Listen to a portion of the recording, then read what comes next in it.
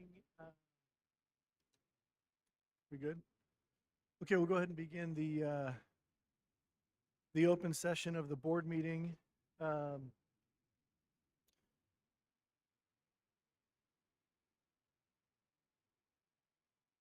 ahead and call this matter to order for the open session of the board meeting at 6:32 p.m. Let's have a roll call, please. Sweet Constant. Here. Heidi Hall. Here. Julie Hirota. Here. Scott Huber. Here. And Andrew Tagg. Here. Okay, and we'll go ahead and have the Pledge of Allegiance. Elizabeth, would you lead us in the Pledge of Allegiance?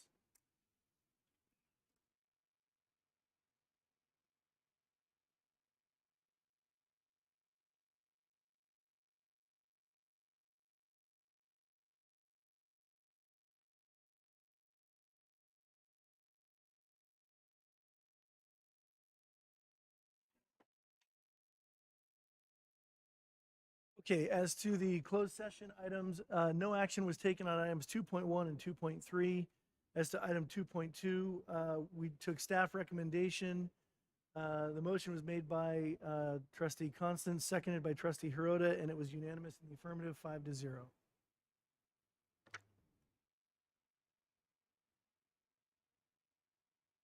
Okay, Mr. Becker, any communications? No communications this evening. All right, and student board representative report. This is one of my favorites. Elizabeth. I spoke to the other student reps, and they told me at Oakmont High School they are adding winter sports and preparing for spring sports. And then at Wood Creek, they are having their Aurora dance this weekend. And then at Independence High School, we are continuing to build culture with plans of 2 upcoming Spirit Weeks with in-person and virtual events. Anything else? That's my update. Okay, sounds great. Board members, any comments? All right, thank you. Okay, 3.6 committee reports. Have one short report. The Finance and Facility Committee met, and we'll be meeting again soon. Okay. Any others? Other meetings? Okay. All right, item 3.7 is public comment. We did receive more than 10 speaker cards, so speakers will be limited to 90 seconds each. Marla Franz, and Marla will be followed by Nicole Young.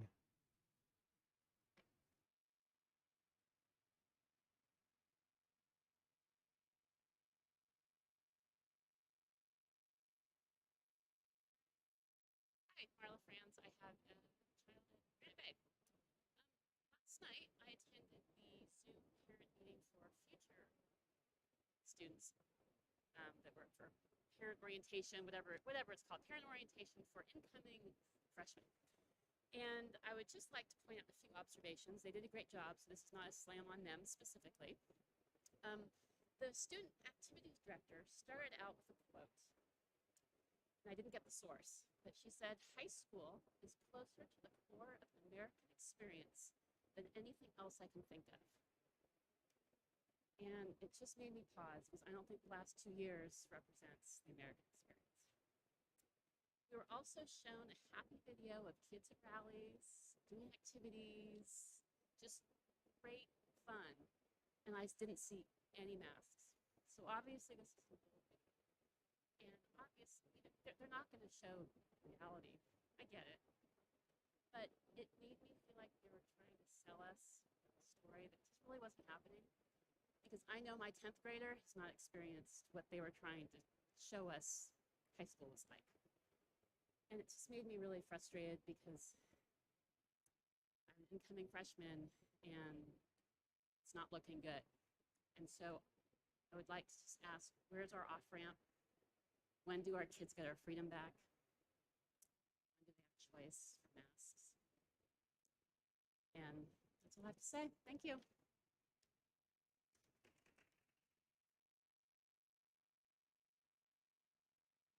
Okay, Nicole Young, and next is Desiree.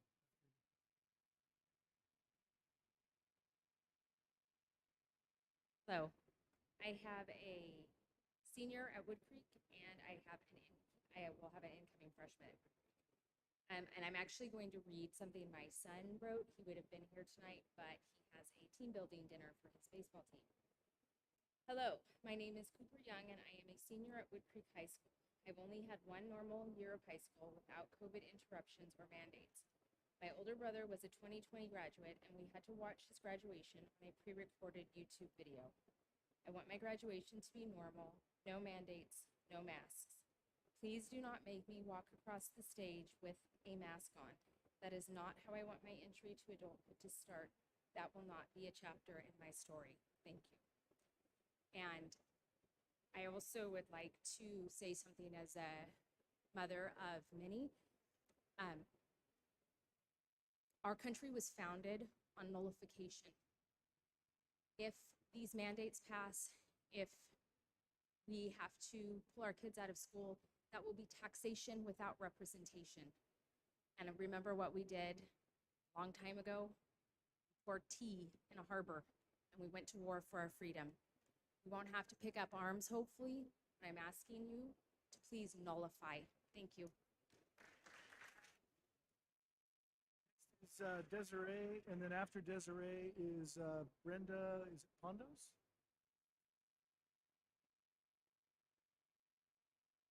You guys. I just wanted to state that I had received an email December 2021 on the 17th saying that the district believes that students should have access to in-person learning and to safely engage in school and extracurricular activities. I unfortunately did not experience that, and neither did my daughter when she was removed from campus January of 2021 because she chose to wear a mask that she could breathe in, and it was considered inappropriate. And your assistant principal in Antelope High School decided to remove her from campus, suspended her, expelled her, whatever you want to call it, and said that she was not allowed to come back onto campus until she decided to comply. Those were his words, comply. My daughter expressed how she couldn't breathe. She expressed that she was panicking. She expressed that she was feeling dizzy to the point of passing out. And these are in high active classes. She did a dance class, and she was also in weight training, weightlifting, heavy exertion classes. My child's personal health was not taken into consideration. And I think every single one of you need to be held accountable to that. She should be a senior in high school this year, and we did not return because you were still implementing the masks, and we were informed that she would not allow to be on campus until she decided to comply to the rules that each and every single one of you decided to implement and enforce on my child. Both my children are now homeschooled because you do not provide a safe place for my kids. You need to unmask, shouldn't even be an option. No masking, no littering, nothing posted. Quit bullying our children and let them breathe. Thank you. Thank you, Brenda. And then after Brenda is Gus Murphy.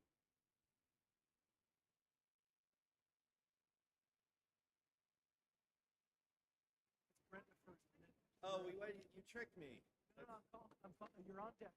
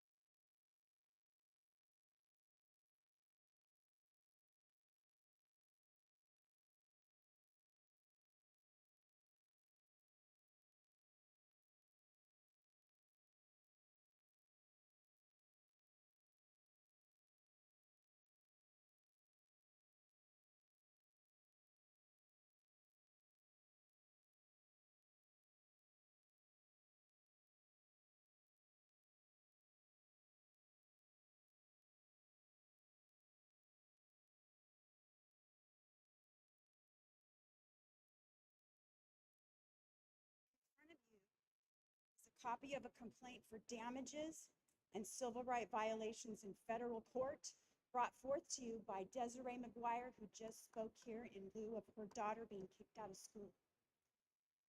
You are being sued both in your official capacity as board members, superintendent, and reporter, but also in your individual capacities because you have failed to faithfully perform your duty by choosing to take money over the health and safety of our children.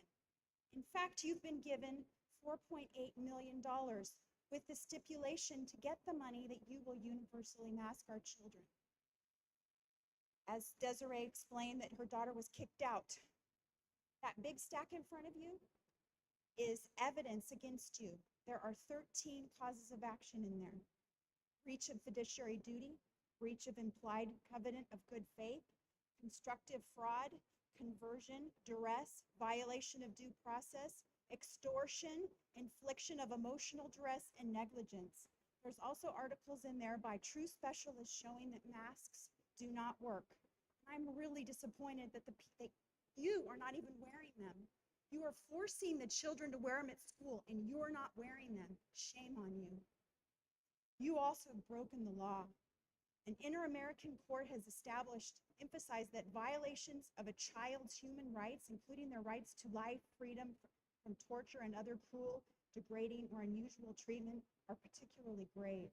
The masks you mandate on our children to wear are not FDA approved, and therefore you are in direct violation of the human rights which you refuse to allow our children to decide if they want to continue to wear a mask in school or not. Mandating products authorized for emergency use status violates federal law. All COVID vaccines, COVID PCR, and antigen tests and masks are merely EUA authorized, not approved or licensed by the federal government. Long-term safety and efficacy have not been proven. Also, the user needs to be informed of the risks and benefits and given the ability to refuse the product or be offered an alternative, if so chosen, along with its benefits and risks. By Next is enforcing Gus these Murphy, illegal please. mandates, you are in direct violation of federal law. Your It ma'am, is your- a your time parent's has- ma'am, choice. Your time If has you want to expired. send our children to Ma'am, school your wearing time masks, has expired. We have to it's not up to follow the you to rules. decide if our parents should wear masks at school or Cut the not. line. Okay, next is Gus Murphy. Please, Gus.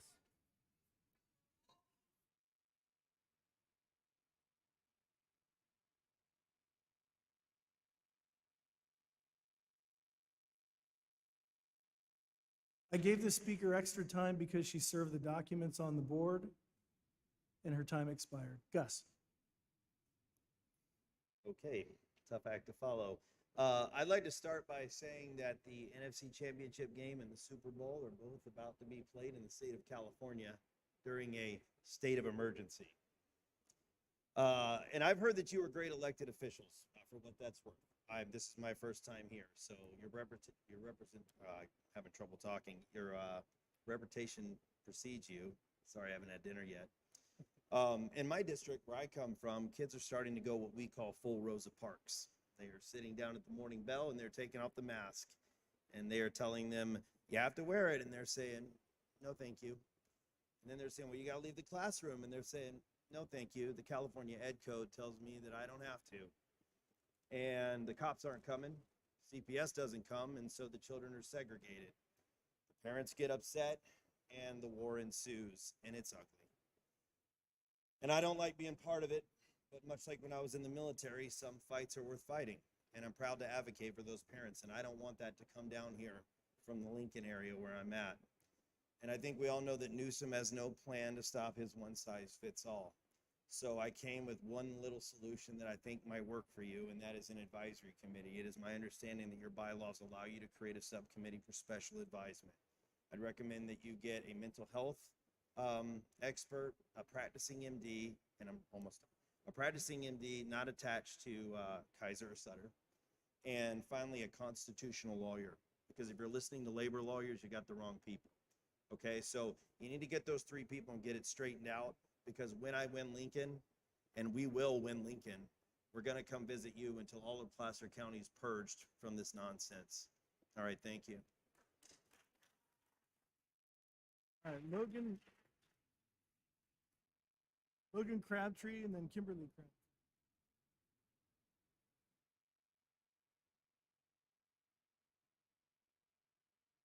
How you doing, Logan? Everyone, My name is Logan Crabtree, and I go to Granite Bay. I think COVID is the number one thing dividing us at my school. The constant of it has fostered an environment where kids harass those who want to breathe, and kids who want to breathe harass those that want to mask.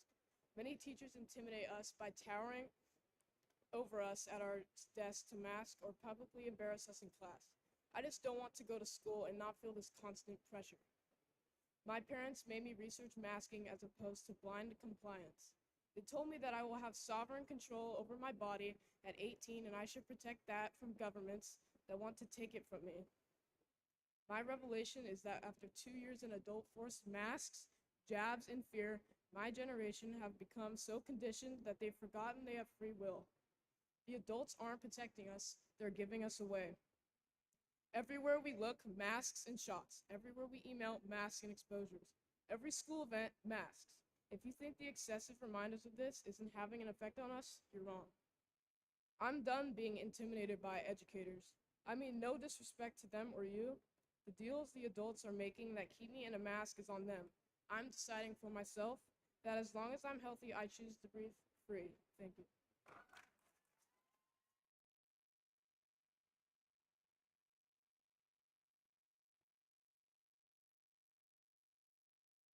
Kimberly Crabtree is next, and then Yvette, is it Busalaki? Busalachi? Yvette is next.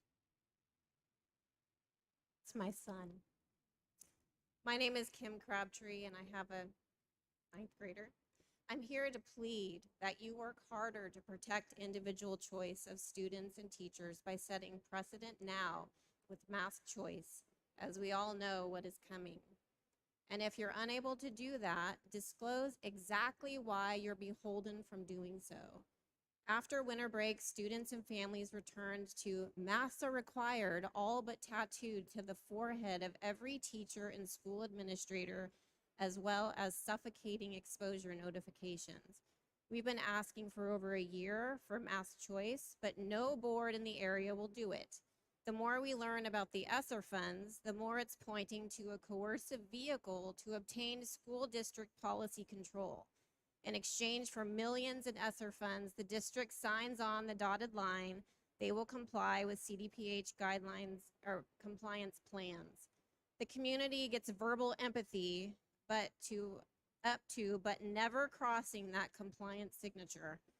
Tell us we're wrong, that this is not the predicament that we're in. California won't stop until they obtain control of student mental and physical health, and they will do it through you, the school boards. We are counting on you to stand firm against these attacks in the future and ask that you set precedent with implementing mask choice now. Community members will stand with you in support if you do that. Thank you.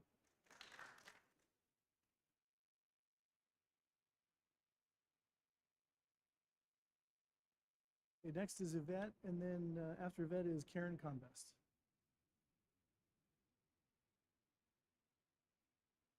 Damage is happening to our students with the masks, vaccines, canceled events, and limited events that would last for years. The mental health is what's happening to our kids or future leaders. It's the true pandemic and it needs to stop. Emergency room visits for suicide attempts. Sorry, this hits hard.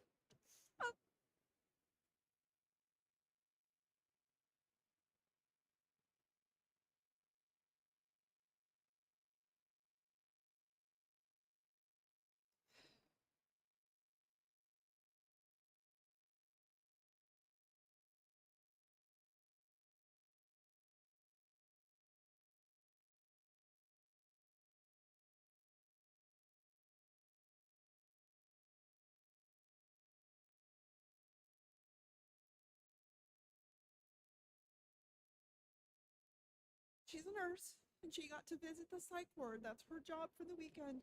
She had 2 girls, 12 and 14.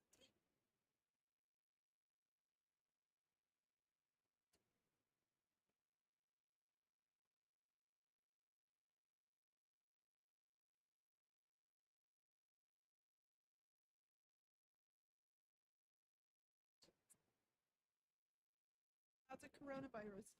Masks do not protect people from the small virus. The flu and the common cold have all disappeared and everything is COVID. How can you follow a guidance if the narrative keeps changing? Isn't it odd that the virus is so deadly,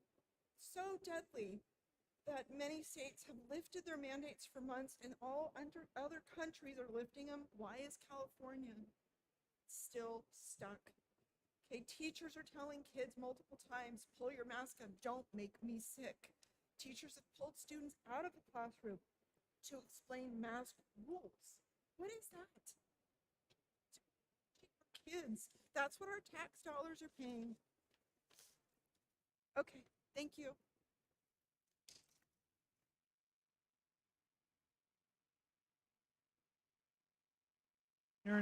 Karen Combest, and next is, after Karen is Alan Wall.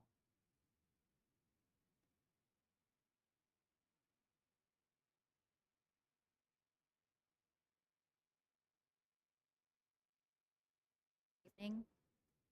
Good evening. Am I on? There we go.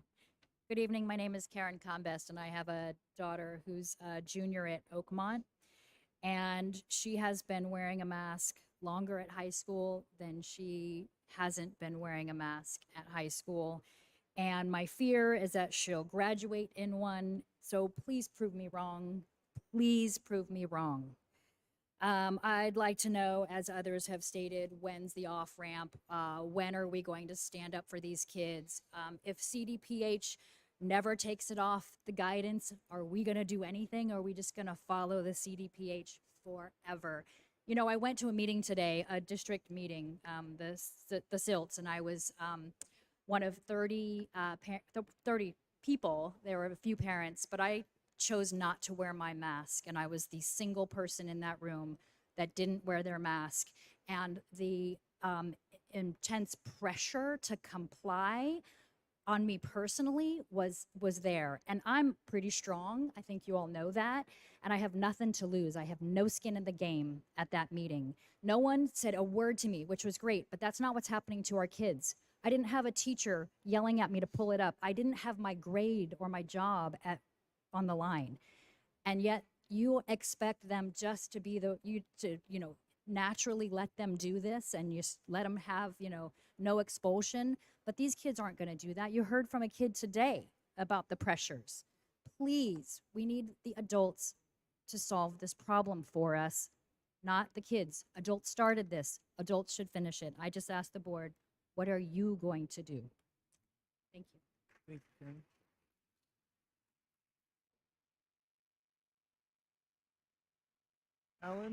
Alan, and then after Alan is Bonnie. Alan Wall. I have a son at Oakmont. Once again, reiterate the question, where do we go from here? What's the off-ramp?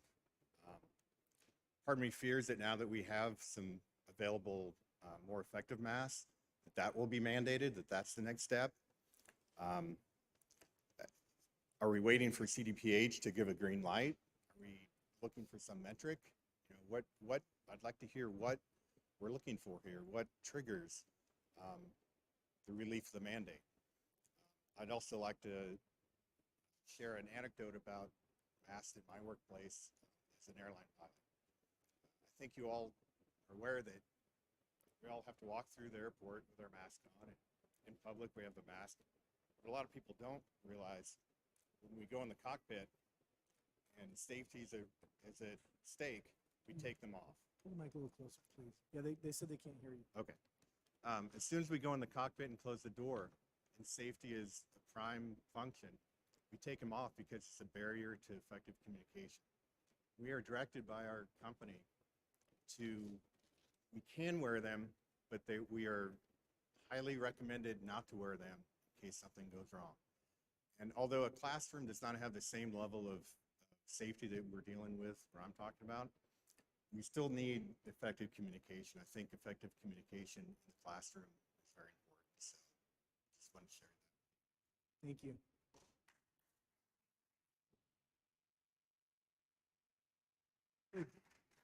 Bonnie and then Aaron Grover.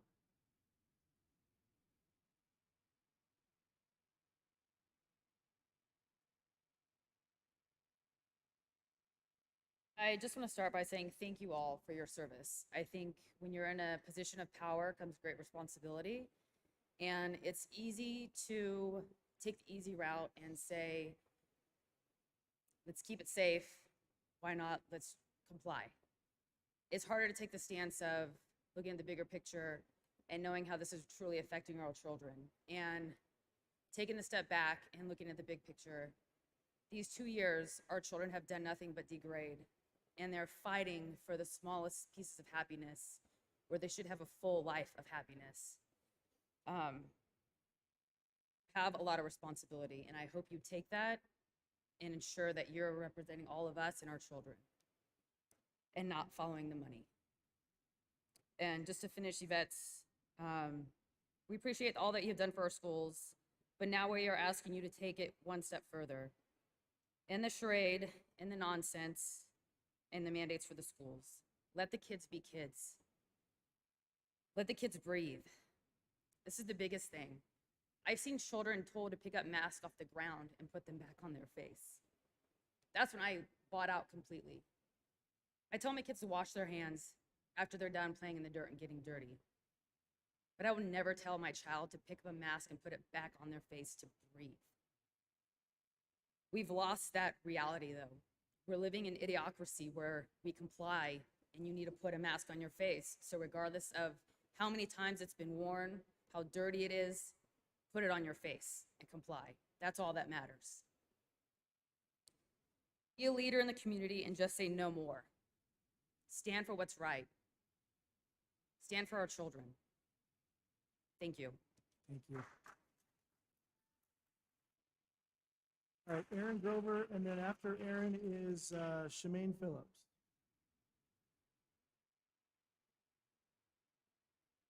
First time speaking, so a little nervous. So my name's Erin. I have one kid at Granite Bay High School, 3 more coming up in the ranks, so I feel like I need to get more involved. So I just want to say that we are all firmly in my house against the mask mandate from 9th, 7th, 5th, and 3rd grade.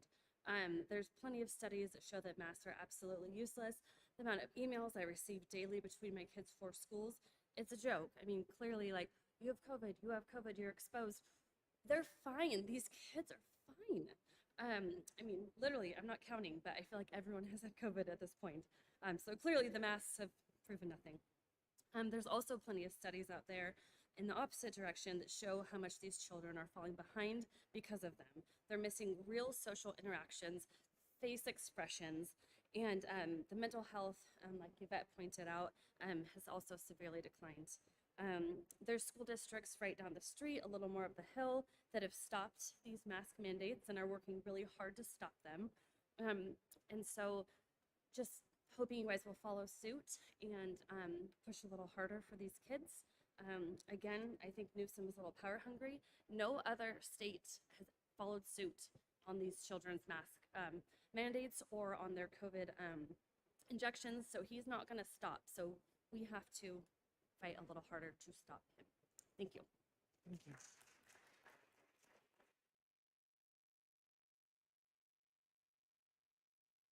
After Shemaine is Dylan Phillips. Shemaine. Hi, thank you. It's now been over 2 years since this nonsense started, and we are no further along, only further proving that masks do not protect, slow, or stop the spread of viruses. Additionally, there has been too much data released by world-renowned scientists and doctors that have come out against the efficacy of masks. In addition to that, proof has come forth about the conjoined effort of the Media Alliance and the propaganda arm that has pushed and created all of this fear around COVID, a virus that is still better than 99% survivable. I've been in marketing and branding for 20 years, so I'm well versed in media and marketing propaganda, as well as how to effectively drive fear and push social agendas to achieve results. There's been a skillful manipulation and exploitation of the data on a human emotional level by the media, CDPH, and state to create, divide, and drive fear to increase profits. What I have seen has made me incredibly ashamed of my industry.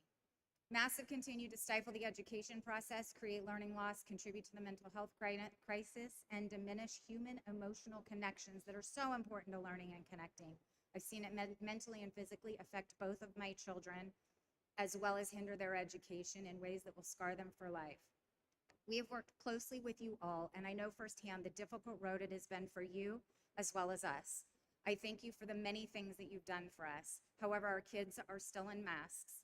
You say you want to protect our kids, but only the few who want to wear masks. So I need to ask, in closing, what will you do to protect the thousands of kids who are suffering from mental and physical harm because RJUHSD COVID protocols, because of the protocols? No kids have died of COVID, but one or more might die from isolation or suicide.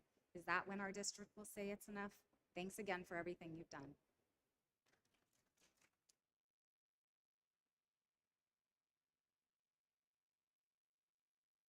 Dylan, and after Dylan is it Cherish Castaneda? Dylan.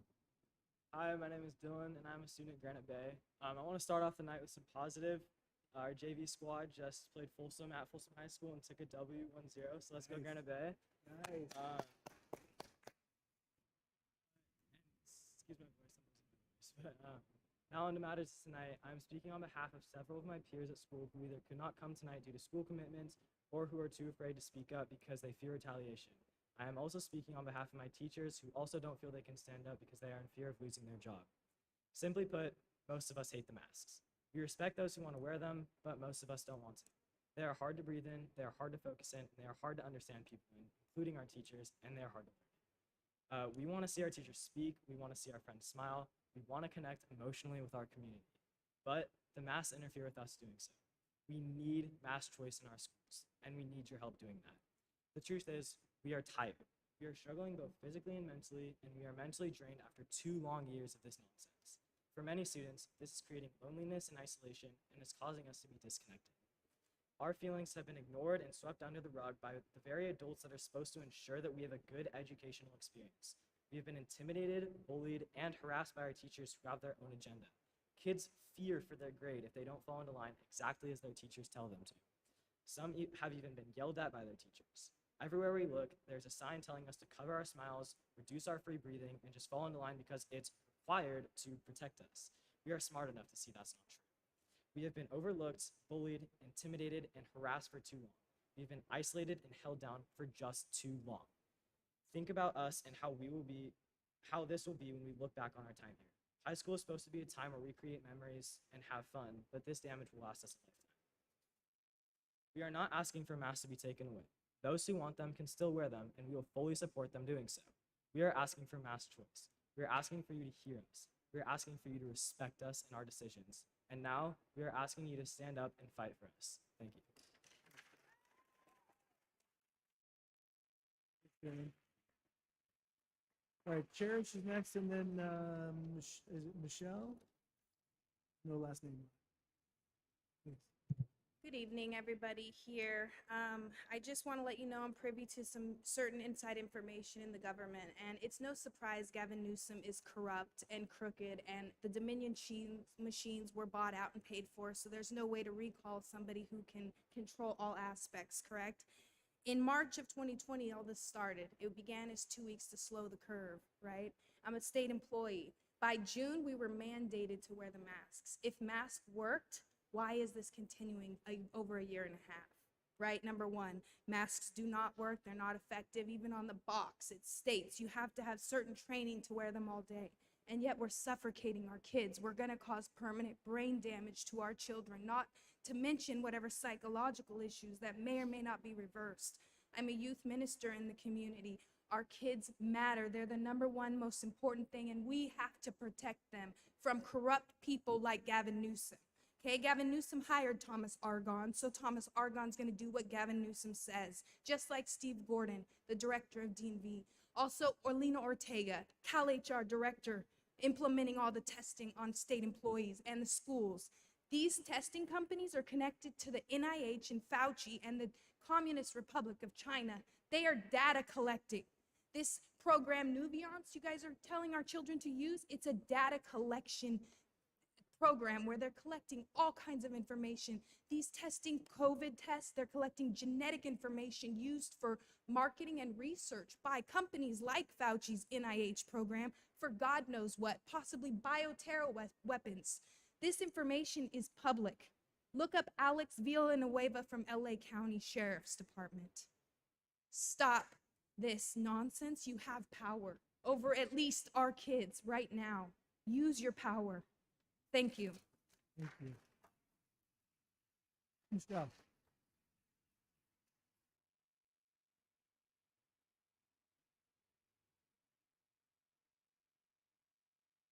Good evening. My name is Michelle. I have a daughter at Oakmont High School.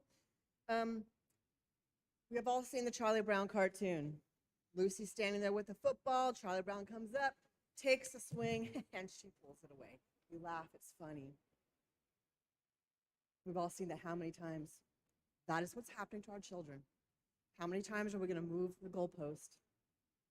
I want to read to you the definition of a vaccination before 2015.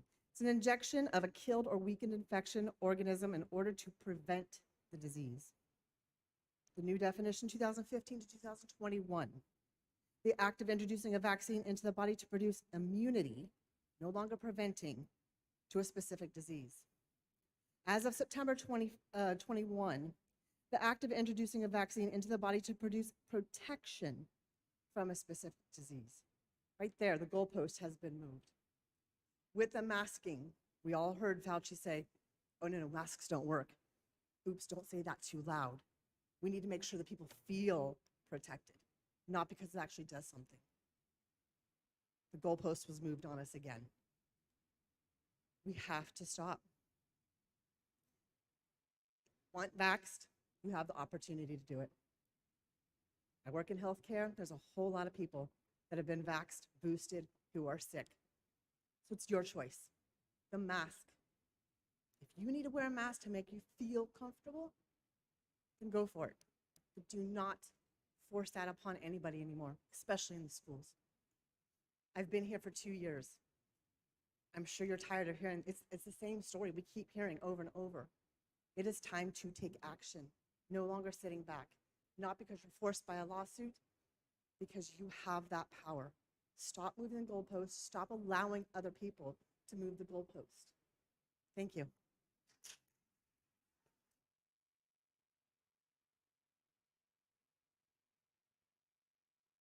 Okay, I have no more speaker slips. Any other speaker slips? Okay, we'll go ahead and close public comment, and we'll move on to the consent agenda. Make a motion to approve the consent agenda.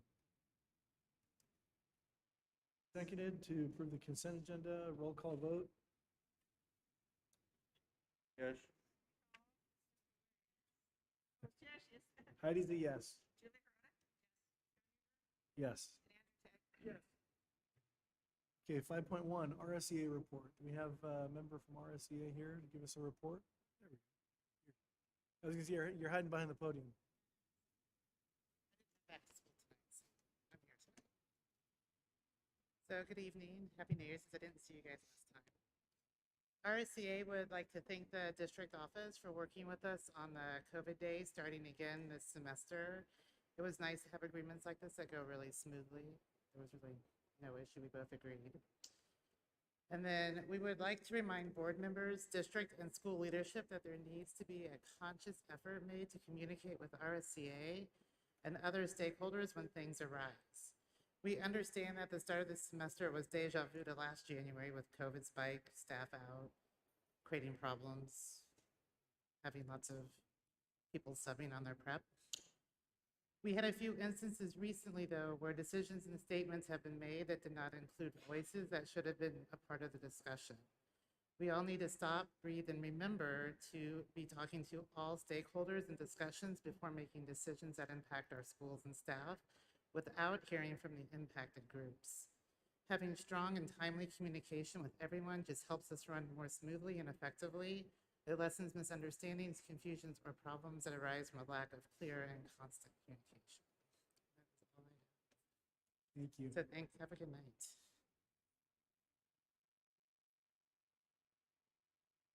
Item 5.2, alternative education redesign presentation.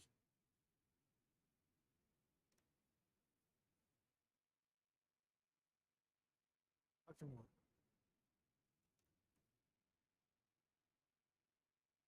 Thank you, President Huber, members of the board. I'm inviting Principal Sybil Healy and Principal Ross Fernandez to join me in this presentation. And that is not it. So we'll wait just a moment till it gets pulled up.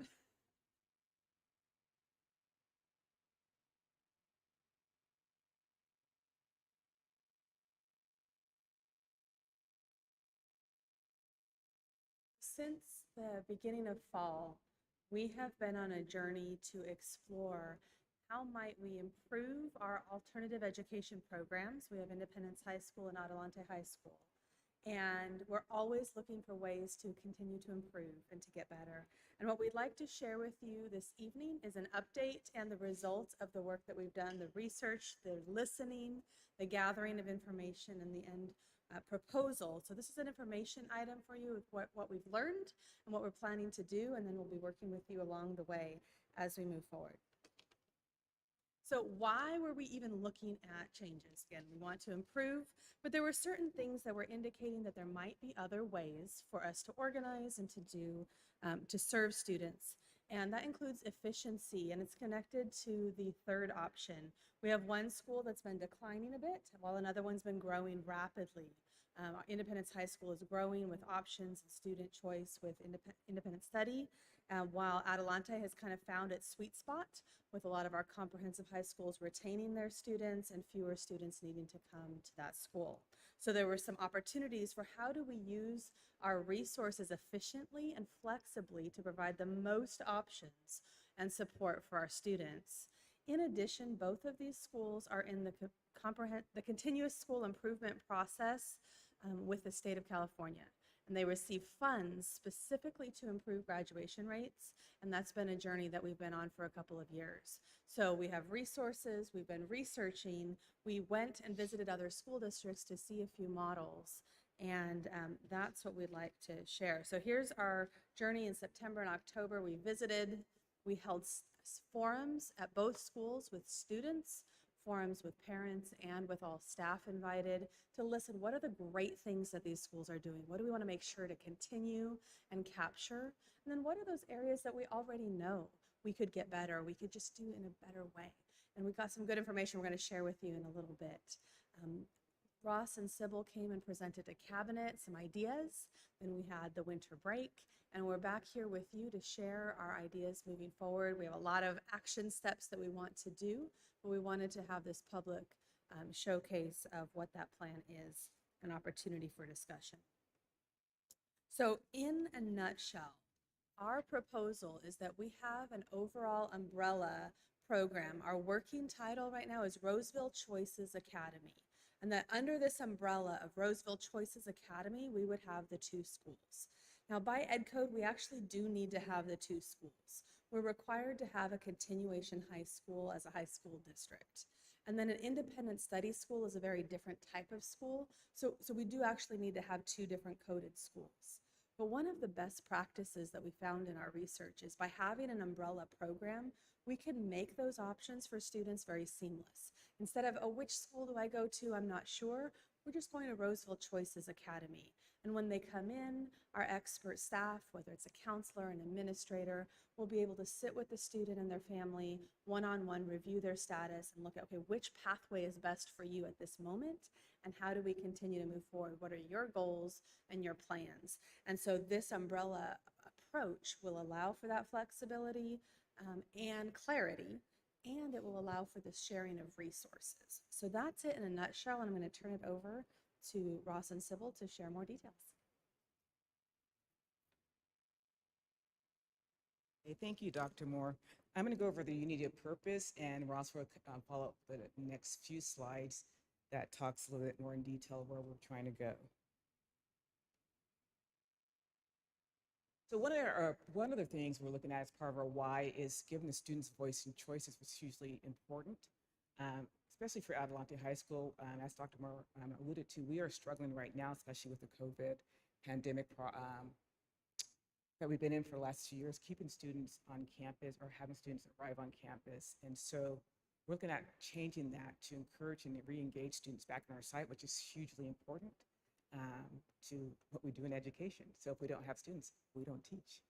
And so one thing we're looking at is providing students with opportunity to be more included, providing a more integrated program, and providing a program that's more transformative for those students as they engage in the classroom and outside the classroom.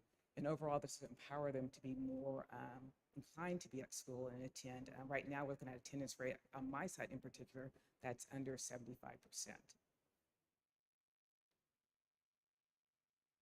So Dr. Moore has already conducted, mentioned in Timeline, has met with some focus groups, including our students and parents. And as you see on the screen, Independence has shared from their parents and student groups as well as ours. And I'll give you a moment just to look at some of those responses from both those groups. A really quick moment. So one of the things that I'm very much aware is the need to be more flexible in our approaches to education. That's what we're trying to provide for our students. And we'll get into that a little bit more. That flexibility will allow the students more voice and choice as they go throughout their education. We get students at our sites from grades 10 to 12, where Ross had students that arrived at the 9th grade level. One thing that's really crucial is optimizing their opportunity to be successful. And that's optimizing the boundaries of possibilities together. And that includes these 4 structures. Focus 1 is staff and school culture. Provide more innovative ways to think and engage in education, and provide a more unified team approach in terms of culture and mindset and how we actually do education and engage. Family pathway and choices, credit optimization. Our kids obviously come to us very credit deficient. How do we allow them to increase their options in terms of earning power and credit gain? And that includes a CDE approach, and at the Independence High School level, enroll in classes at Sarah College, and really focusing on studying, whether it's on-site or off-site at that school site. In terms of instructional innovations, we're looking at UDL, that is Universal Design for Learning. It's an approach to allow students, again, more voice and choice, more guidance, and more ownership of their learning and opportunities in that learning. At Independence High School, they engage in a virtual reality program. So we spent a truckload of money on some virtual reality goggles. They're great if you don't get seasick, but you can use those, and they're wonderful in terms of engaging some virtual reality programs that are available in varied. Right now, we're looking at math and science primarily, but in other curricular areas as well. So there's a ton of academic choices and social support for students. One thing that's really crucial to the success in unifying our sites is use of facilities and resources. And so we are looking at shared spaces, learning spaces at both sites. Adelante does have this facility space, while Independence High School is a lot smaller. So we're looking at how we can best utilize those spaces to increase student engagement and provide more well-rounded and robust programs, including electives. And that's my part. What I really love about this, model is students are constantly, and as educators, we're constantly having to try to decide exactly which pathway might work for students. What this is going to allow, as Dr. Moore alluded to, is absolute seamlessness. So the biggest part is Roseville Choices Academy, which sort of like the name. It allows students with 4 pathway options. Now, we have to have a continuation. So there's 2 pathways under Adelante High School, and then there's going to be 2 pathways under Independence High School. We talked about those in the September presentation. So as we just go through, it's the timelines for students is pretty much the same. We are looking at making some modifications with grad credits. So one of the actual pathways under Adelante High School would match what Placer County offers at 180. The 220 would stay the same, and the reason you see a percentage or a parentheses with 260 is the goal is if students are looking for credit optimization, they can end up coming here, pick up some of those credits, get all the actual skill sets they need, and then they can head back to the comp site. And Adelante would still serve grades 10 through 12. Usually it does serve mostly 11 through 12. Independence High School would still serve 9 through 12. Adelante is on the quarter system, so every 9 weeks the students are taking their courses, while Independence High School is the same as all the other comprehensive sites with term systems. Capacity-wise, we're looking at about 150 students total for Adelante High School. While we're looking at a much larger population for Independence High School, probably estimating around 150 students that would take just the normal independent study, and then about 400 students, which is usually the optimal number for a lot of the middle colleges up and down the state of California for the middle college approach with Sierra College. Class modes would still give families a lot of options with in-person and online options. We're also looking at 5 days a week for Adelante, while Independence will remain with variable and flexible schedules, usually 4-day, 2-day, 1-day, really depends on the actual subject area itself. And a lot of college classes are actually 2 days each. And then curriculum-wise, Adelante is going to really focus on Edgenuity and then supplement it with a lot of universal design for learning and project-based learning, which is a lot of the things that Independence is already incorporating. And Independence is going to continue to flourish. Teachers have been working on it for about 1.5 years, and we are also making that transition to Canvas. So there's a lot more. And as we stated earlier, the virtual reality, we had math teachers over getting trained by Prism's VR. And so it was actual mathematics lessons. And so it was really awesome to hear because the headsets volumes were high. So you hear these airplanes that were coming in, and really they were using mathematics to try to, as air traffic controllers, to try to actually land the planes using mathematics. And then they moved on to another lesson. It's pretty amazing.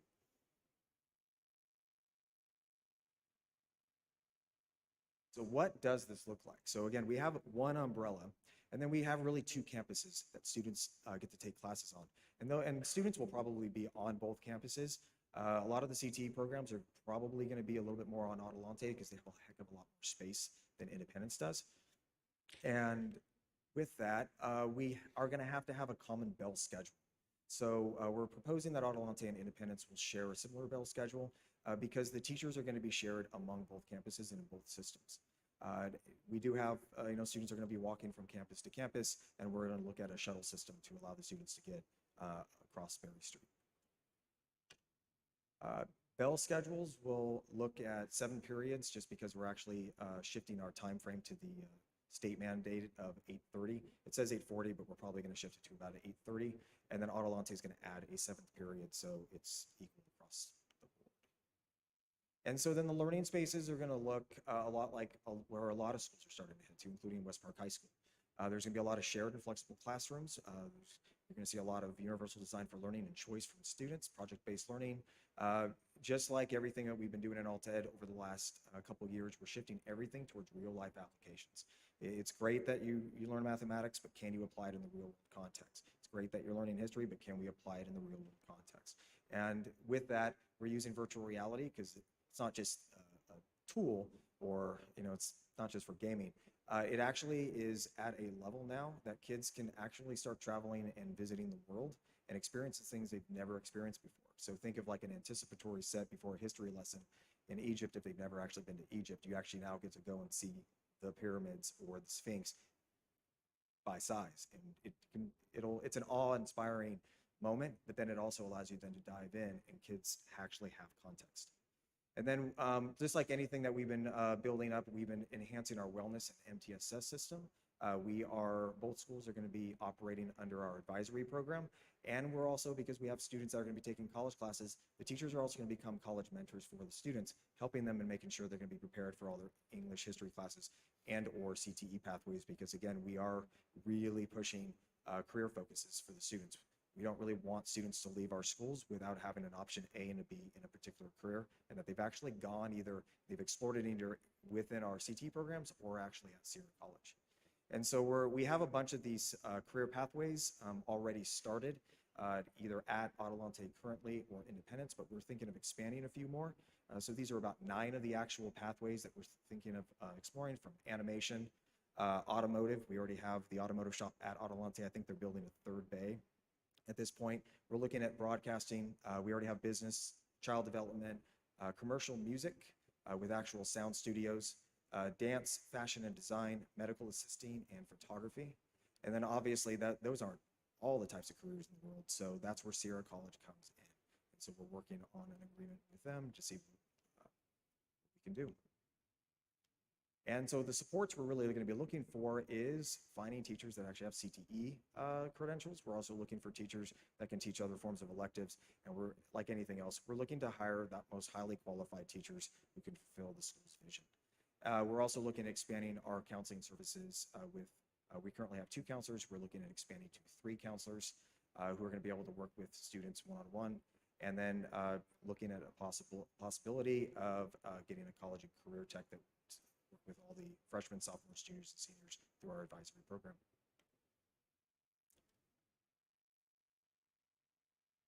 Where does that leave us? We started last week with our advisory committee. This is a community advisory committee. After we gathered the information internally and did our research, we wanted to connect with our community. What do they think? We need their help in any of the naming. We have some working titles. We think we want to rename and rebrand Adelante, but we want to work together with those who are connected with us. And so we have started that committee. We'll be meeting a couple of more times, and we'll be bringing back for you any action as far as the official names that are recommended, any branding, kind of that big picture that we'd want you to take action on. We have tonight's board presentation. To make this happen, and with the significant changes that we're making at Adelante, you heard and you've seen in prior presentations, Independence has been doing this rebranding and reorganization. So they're already on this path, and now it's time for Adelante. To do that, we are going to consider the teaching positions at Adelante vacant and fly those internally, encouraging all of our teachers who are interested in achieving this vision and partnering with us to apply. And while doing that, we're working alongside all of our current Adelante teachers. They may be part of that. They may want to say, hey, let's do this. This is the path we're on, and we're moving to that next level anyway. Or they may say, you know what, I don't want the change in the work hours and some of the structures. And I'd rather go back to a comprehensive high school. And in fact, some of our teachers were interested in those opportunities. And so we are committed to helping our teachers who have job protections, they have a guaranteed job in our district, to have that soft landing. And we're working alongside HR to ensure that that happens. So we'll be flying those positions internally. We have great talented individuals that we'll be partnering with to move forward, and that will be part of this process. And we're anticipating the naming, branding conversation to come back to you in end of February or probably in March with that recommendation or a few options from our advisory committee. So that's where we're at. We'd love any questions or discussion that you may have for us. Board members, questions? Why don't we start down here? We'll work down this way. Heidi. Somewhat of an unrelated question for Mr. Fernandez. And I don't know if you remember when we met and I toured your school and I asked you if there was anything you guys need, and you said buses. Would that be part of this? Has that been solved? Do you still need buses? We actually have a busing system. Okay. It's actually pretty good. It's almost like the Disney shuttle. So we actually have Okay. a morning. Probably going to have to expand it a little bit, but yes, we do. Transportation. So we'll expand the transportation to make sure we can hit all corners of boundaries to make sure if students wish to come to the school, they have all the transportation to get to and from school.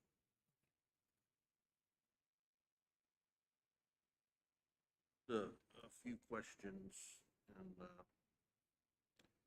regarding the rebranding.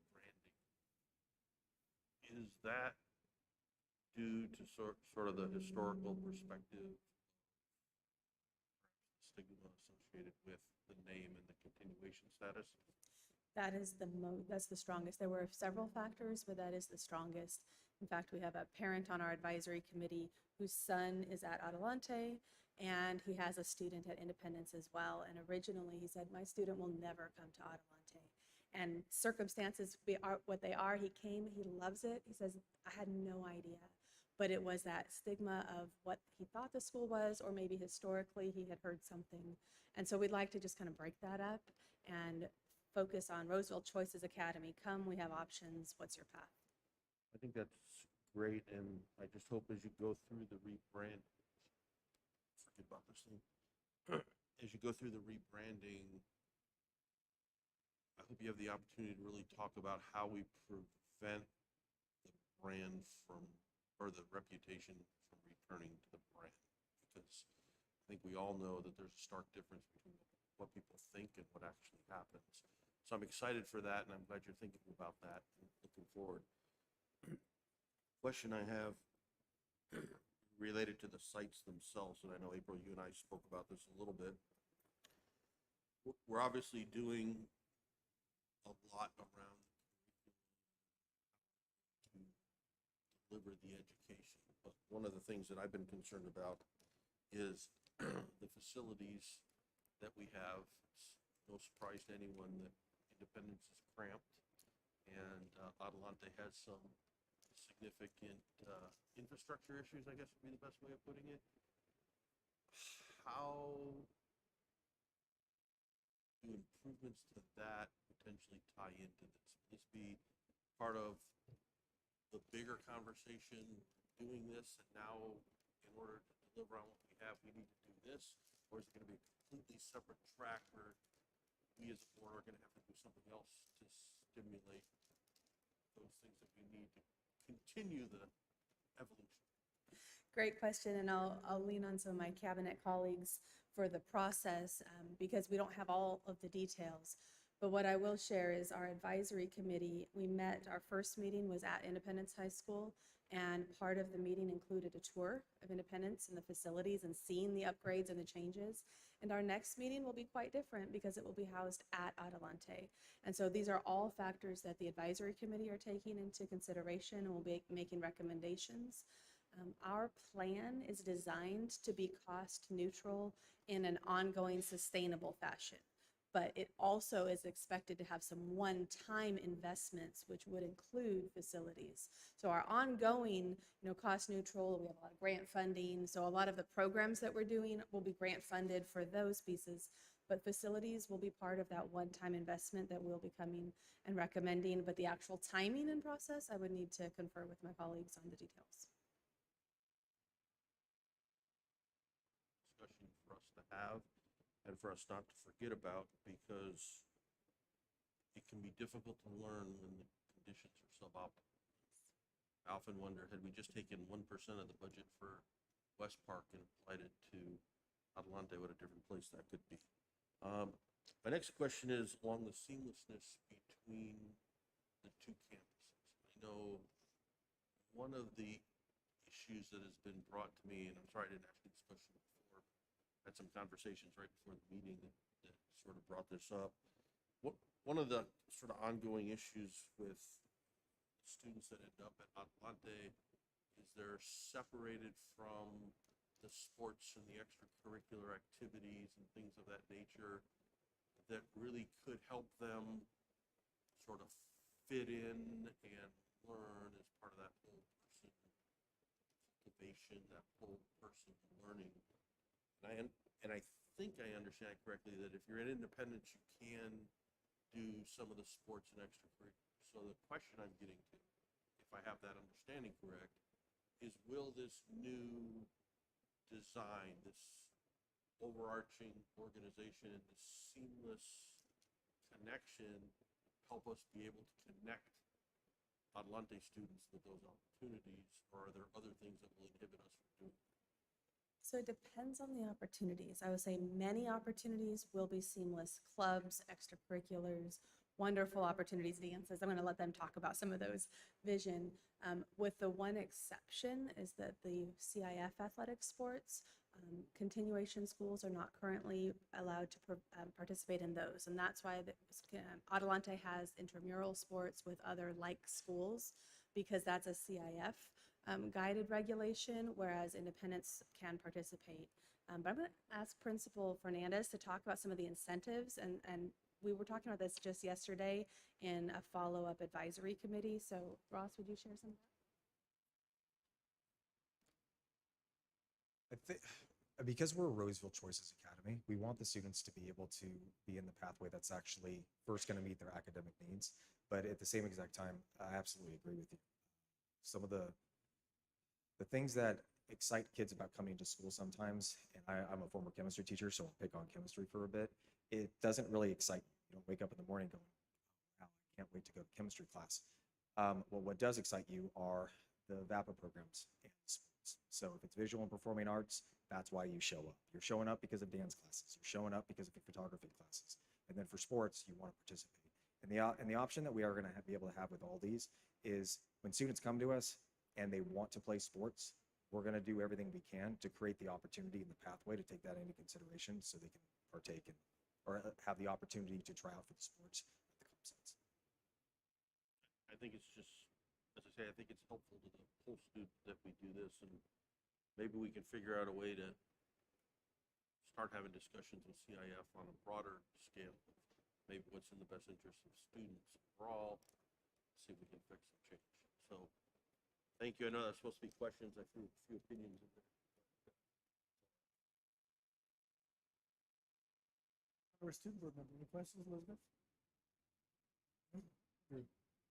Yeah, certainly have some opinion thoughts on this.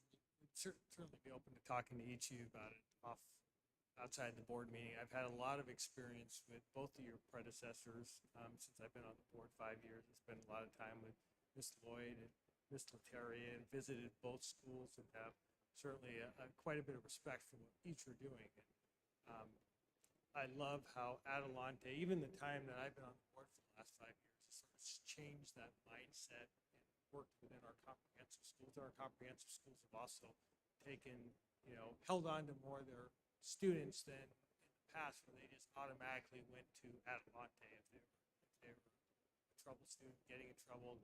They're moved to Adelante. But having said that, and knowing Independence a little bit, it's certainly two different student elements in each. I think we can agree there's Independence, again, like the name, a lot of the kids that I've met at Independence over the years, the comprehensive school wasn't quite a good fit for them. They preferred learning on their own in an independent setting, working with the teachers independently, and that worked really well for them. And I've seen the classes and coming in, and the culture that was built at Independence is fantastic in my opinion. And I have some actually experience with my own child spending a semester there and really enjoying the experience, learning from the experience, and then going back to the comprehensive school. Adelante, on the other side, also some needs that in-person needs.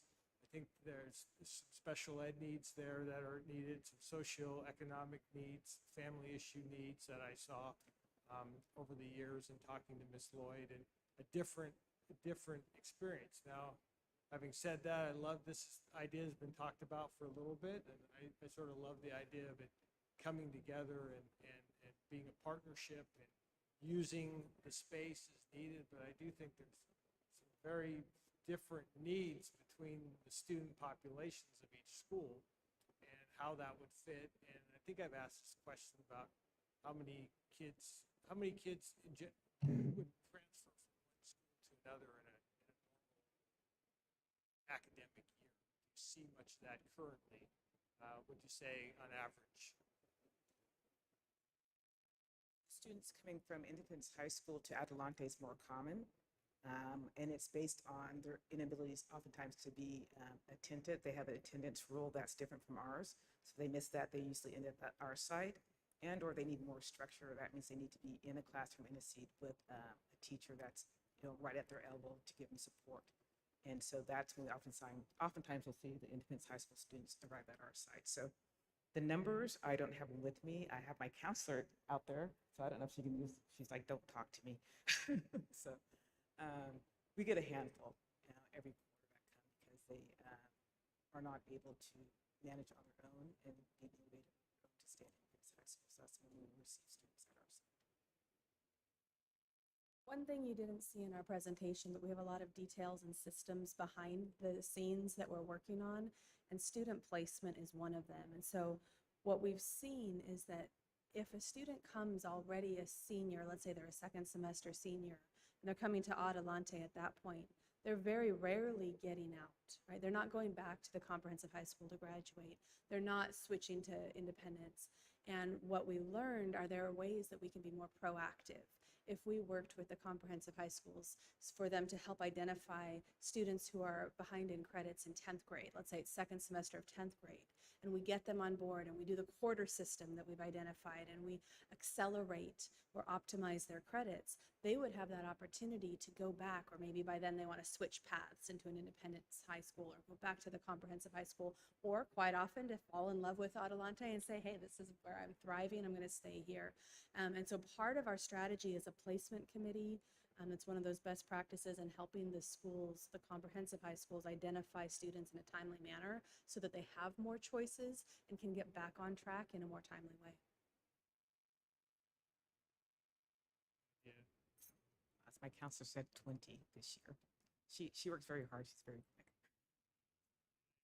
Can't say enough for both of your predecessors, and I've gotten to know both of you. You're also doing great work at both your schools, and it's it's needed, and some students thrive in that setting much more than they do in the comprehensive schools. And I think we have two excellent alternative ed and independent school, especially with COVID happening. The independent school was perfectly set up for families that are wanted to stay home. Even after we went back, and it offers a different type of education, more flexibility. I remember, I think one student was a professional soccer player in Europe and was going to independence. So there's that kind of reason for going to independence. And I remember a student from Granite Bay who was just thriving in Adelante. It was just a perfect fit. So I've always been impressed and keep up the good work, and that's all I really have to say. And I'll come out and see you both sometime soon, I'm sure.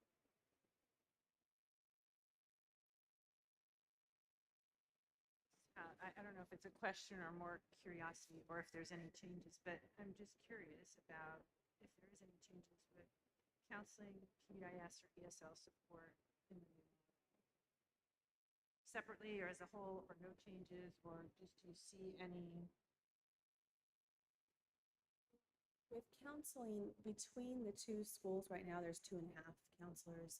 And so by using the umbrella model, we can shift and focus where needed. So sometimes, like in the quarter system, at the quarter, Adelante may need more counseling support, things like that. And so that'll be able to be shifted, not only for student placement and scheduling, but also for mental health and social emotional support. So they'll be working as a team. We see the supports being the same or more. So right now, again, in a cost neutral environment, it's mostly the same, but shifting some staff to have 3 counselors above the 2.5 now. To really focus that was one of the highlights. And then we're hoping to add a college and career tech. But otherwise, the wellness staff would continue. All of that would continue. But again, with that team approach, if there's a need, they can shift to one campus or the other. ESL is one that we want to flex a little bit better because we do have in English class, we have a lot of personalization, but we do expect to be able to expand that. Whereas right now the staffing is such that if you had an ELD class, you would need a certain number of students to make it work, and both, it's very personalized. And you hire a full English teacher, you hire a full math teacher or science teacher, and it's not always as efficient. So by combining it, we can have an ELD teacher who's excellent and skilled in that work in both systems. And the same with any of the subject areas. So we're wanting to, one of our goals is to expand access, which would include language learners, which would include students with IEPs, to have broader access to both school campuses, whereas they might have more access right now at Adelante. By sharing the staff, we'll be able to provide that access as they're ready to go into the other pathways. So at a future meeting or some point, maybe some way to see the data on enrollment and or participation based on percentage of the demographics and the unduplicated students at those 2 campuses, and in comparison to comprehensive sites. I'd be really interested in seeing that, and then looking, just understanding the ratio of the support services, student to staff ratio of support services these schools. Will do.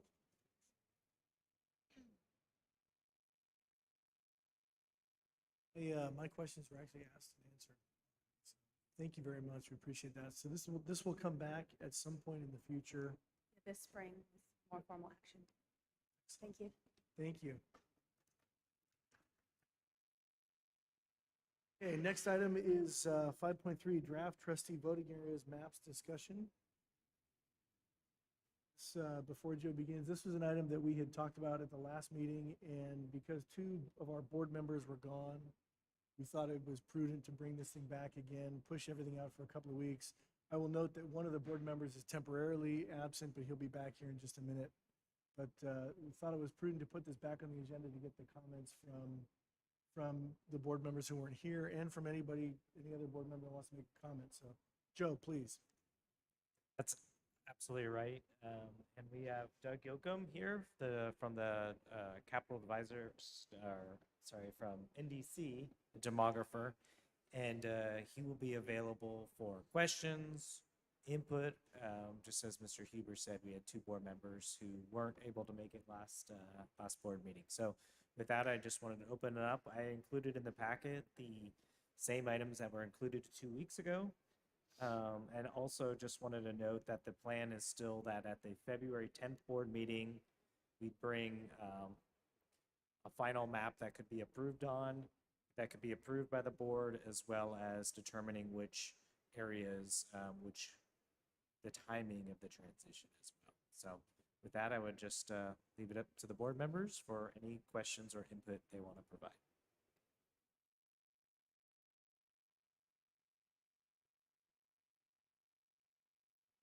Please.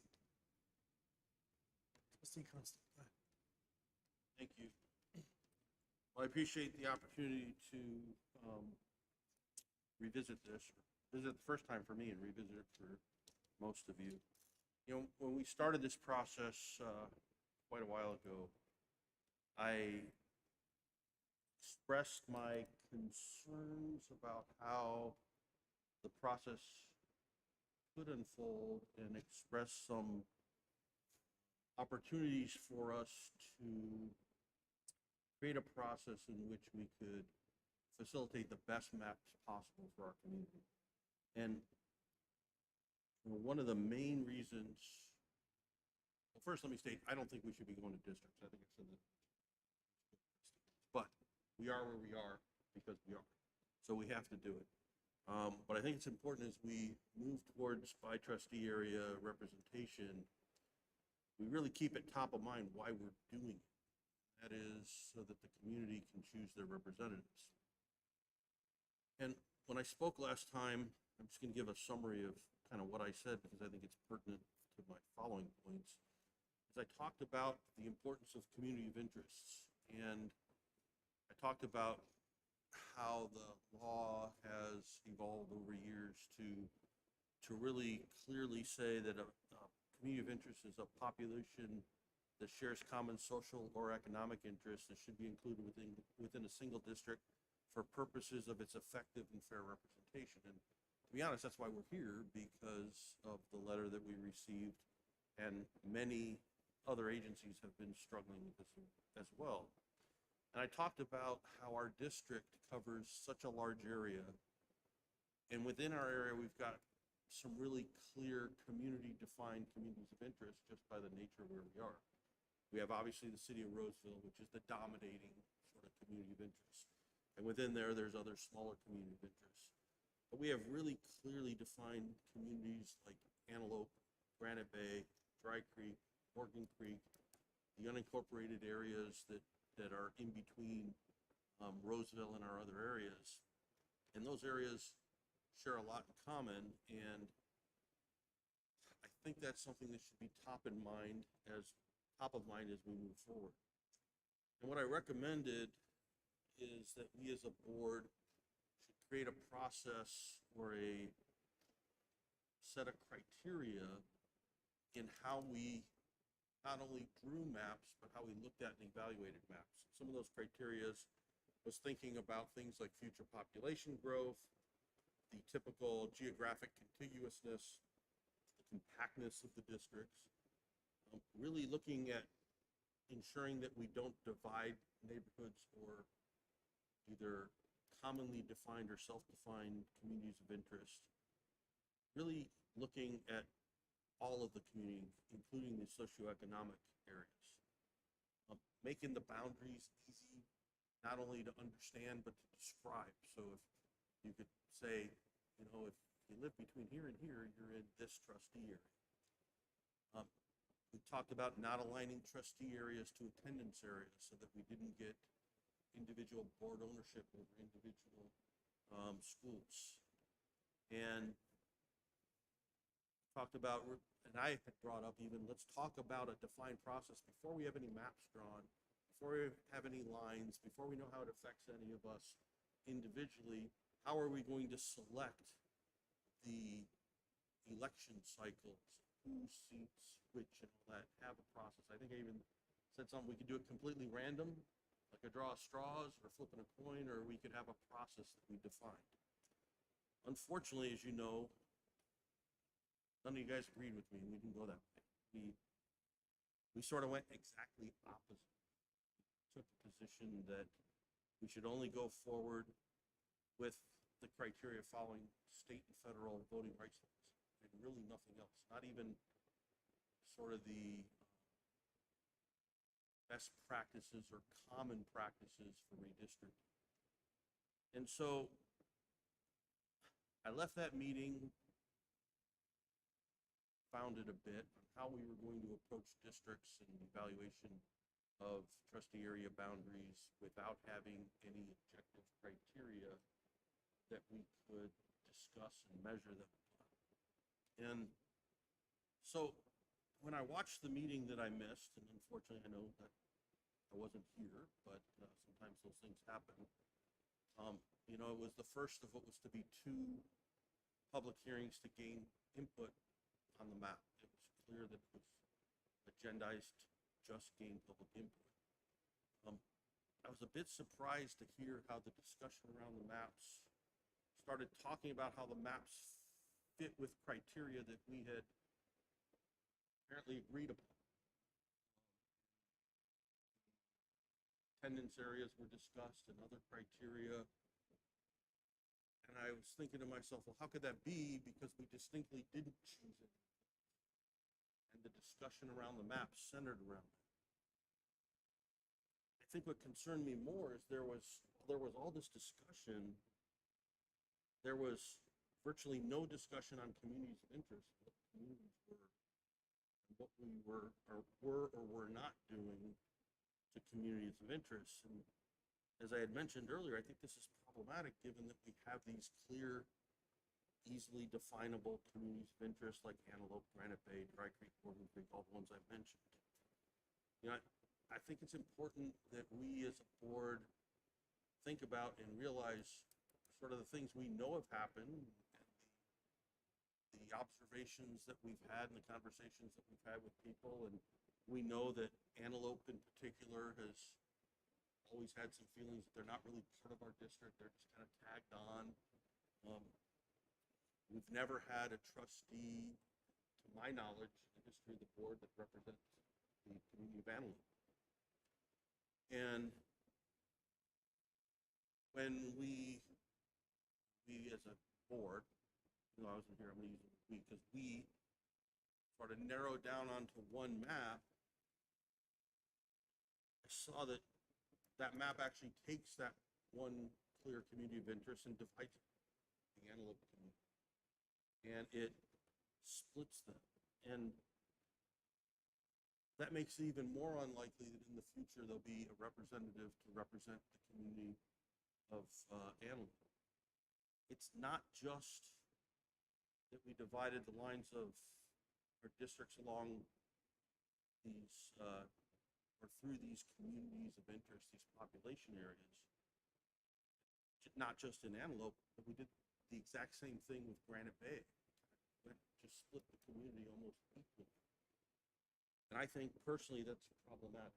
I think I won't compare it to what they call it, the cracking and packing that we see sort of on the partisan lines, but we really have to think about, are we dividing a community or a group of communities that have strikingly or similar socioeconomic status and racial composition that may be strikingly different than where we added them into. You know, early in the agenda, we approved our school accountability report cards, and in there, there's quite a bit of data about the community, what makes up the communities each school. We break it down by English learners, non-English learners. We break it down along racial lines. We break it down around socioeconomic status, homeless versus non-homeless. We have all these areas. And you know, Antelope serves 3 times the number of socioeconomically disadvantaged students than Westport. 2 times as many socioeconomically disadvantaged students than Wood Creek. The same reports highlight the disparity in the percentage of students of color that are served from these different communities that come to our school. Yet we took portions of that community that is a community of interest, and we lumped them with communities where not only is there the student differences, but the communities themselves are strikingly different. Look at the neighborhoods around West Park High School and the neighborhoods around Antelope High School or around Roseville High School, and you see completely different neighborhood characteristics, neighborhood characters, density differences. There's all of these differences, but we've lumped them together as if they're a community of interest. And I understand how we went down that path in talking about attendance areas and making sure that we don't have that too much ownership, but I think we did it at the expense of communities of interest. And I personally was surprised because when I couldn't make the meeting, it's like, okay, well, we're just getting public input, not really taking any action. Watch the video, I'll get the public input. I was really surprised when it went from gaining public input to essentially an action item. There wasn't a motion, but there was clear direction. It basically says, okay, let's just narrow it down to this one map. And that took me by surprise, especially when I think that the discussion did include those things that I feel are really important. And it shouldn't be any surprise to you guys that I'm passionate about this issue. It's something that I've been involved with at the state level and other communities in our city. You and I have both been at the meetings of the city as they're doing this. And so that's why I really wanted us to have that objective discussion early so that we would have a measure to evaluate maps. I think we fell short. I'm just being brutally honest. I think, you know, as we're working together, we're moving forward together, we can do better. That's why I wanted to have an opportunity to share these concerns with you guys. The darn Brown Act prevented me from calling you and telling you, these are the issues that I have till we work on it. I couldn't call Heidi and have that discussion. So I wanted to be able to have this, and I thank you for allowing this conversation to go because I think it's so important to our district. You know, we're 10 years away from changing the maps again. So I don't want to say this is a terminal decision, but it's as close to a terminal decision as we can make because it's going to have a decade-long impact on our communities. And I just hope that we can have some of that discussion tonight and think about it along the lines that I've discussed. And then whatever we decide as a group, we decide. You know, I lose a lot of votes, and I'm okay with that. I think we need to have that discussion as we move forward. So that's my spiel. Yeah, I appreciate, well, I'm talking my whole history. So I served on an 11-member board where there were a lot of 10-1 votes, and I was that proud one. But I appreciate you guys hearing me out. I'm not trying to throw a monkey wrench in things. I just believe this is really, really, really, really important to our community. I think we may have missed the ball. So just ask for your indulgence. I've got some discussion on it. Maybe we make the same decision, maybe we don't.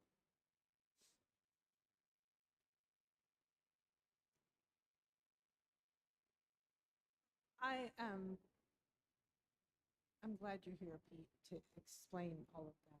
And I would like to soften it a bit because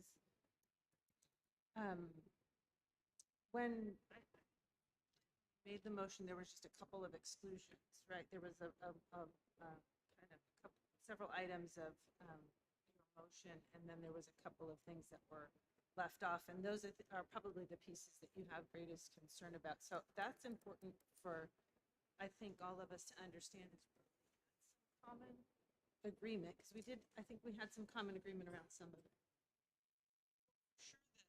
For sure, the guidelines, the expected guidelines from what's required for the act itself. Yeah, so we had agreement around those. And then, but the other thing that I wanted to ask, and what, in looking at these, is that the community of interest, and I completely understand it and find that very thoughtful and interesting. But when I look at this one, for example, and we'll use Antelope as an example, that now not allows, but now kind of encourages Antelope to participate in 2 districts rather than just one, and the same with Granite Bay. And I'm just kind of wondering what the pros and cons among our board would be about that, right? Instead of saying, well, there's only one representative that would come from this whole area. In this case, there would be 2 that would come possibly from Granite Bay and 2 that would come from the Antelope area. And is that better, or is that worse, or is it a draw of either A, protecting the community interest, or B, having multiple opportunities for a community of interest to be represented in more districts? And I just think that's another way to look at it. Whether it's right or wrong, I don't have an opinion. So those are just the 2 things I would say, because I thought there was more common agreement around some of the items when we made the motion. So maybe we need some clarity on that. The motion's already made, though, on where there was disagreement. And then also, is that worth a discussion point of multiple, one community of interest being able to be represented in 2? Right, in this scenario, for example, residents of the community of interest of Granite Bay could participate in District 4 and in District 5. Is that good or bad? I don't know. I think it can go all over. I don't really know. It's another way of looking at it. I think in a lot of ways this is a bit of a perfect storm. I don't think any of us want to go to districts. This was, we received a demand letter over two years ago, put the wheels in motion. Not a real exciting topic. We've been dealing with a lot of serious issues over the last 2 years, and been preoccupied by that. And we talked about some things that we were interested in, like every school gets 2 board members, vice versa, Scott. But I think that initial motion that Pete did bring forward, we unilaterally basically said no to it at the time, and just said follow the federal and state guidelines, I believe, is what we did. But it's not a topic that I'm super excited about getting into, to be quite honest. My faith, did have faith in the process. The other part of this process that really got derailed in my mind is we didn't get the maps we wanted, the electronic maps. Instead, we had to use paper maps.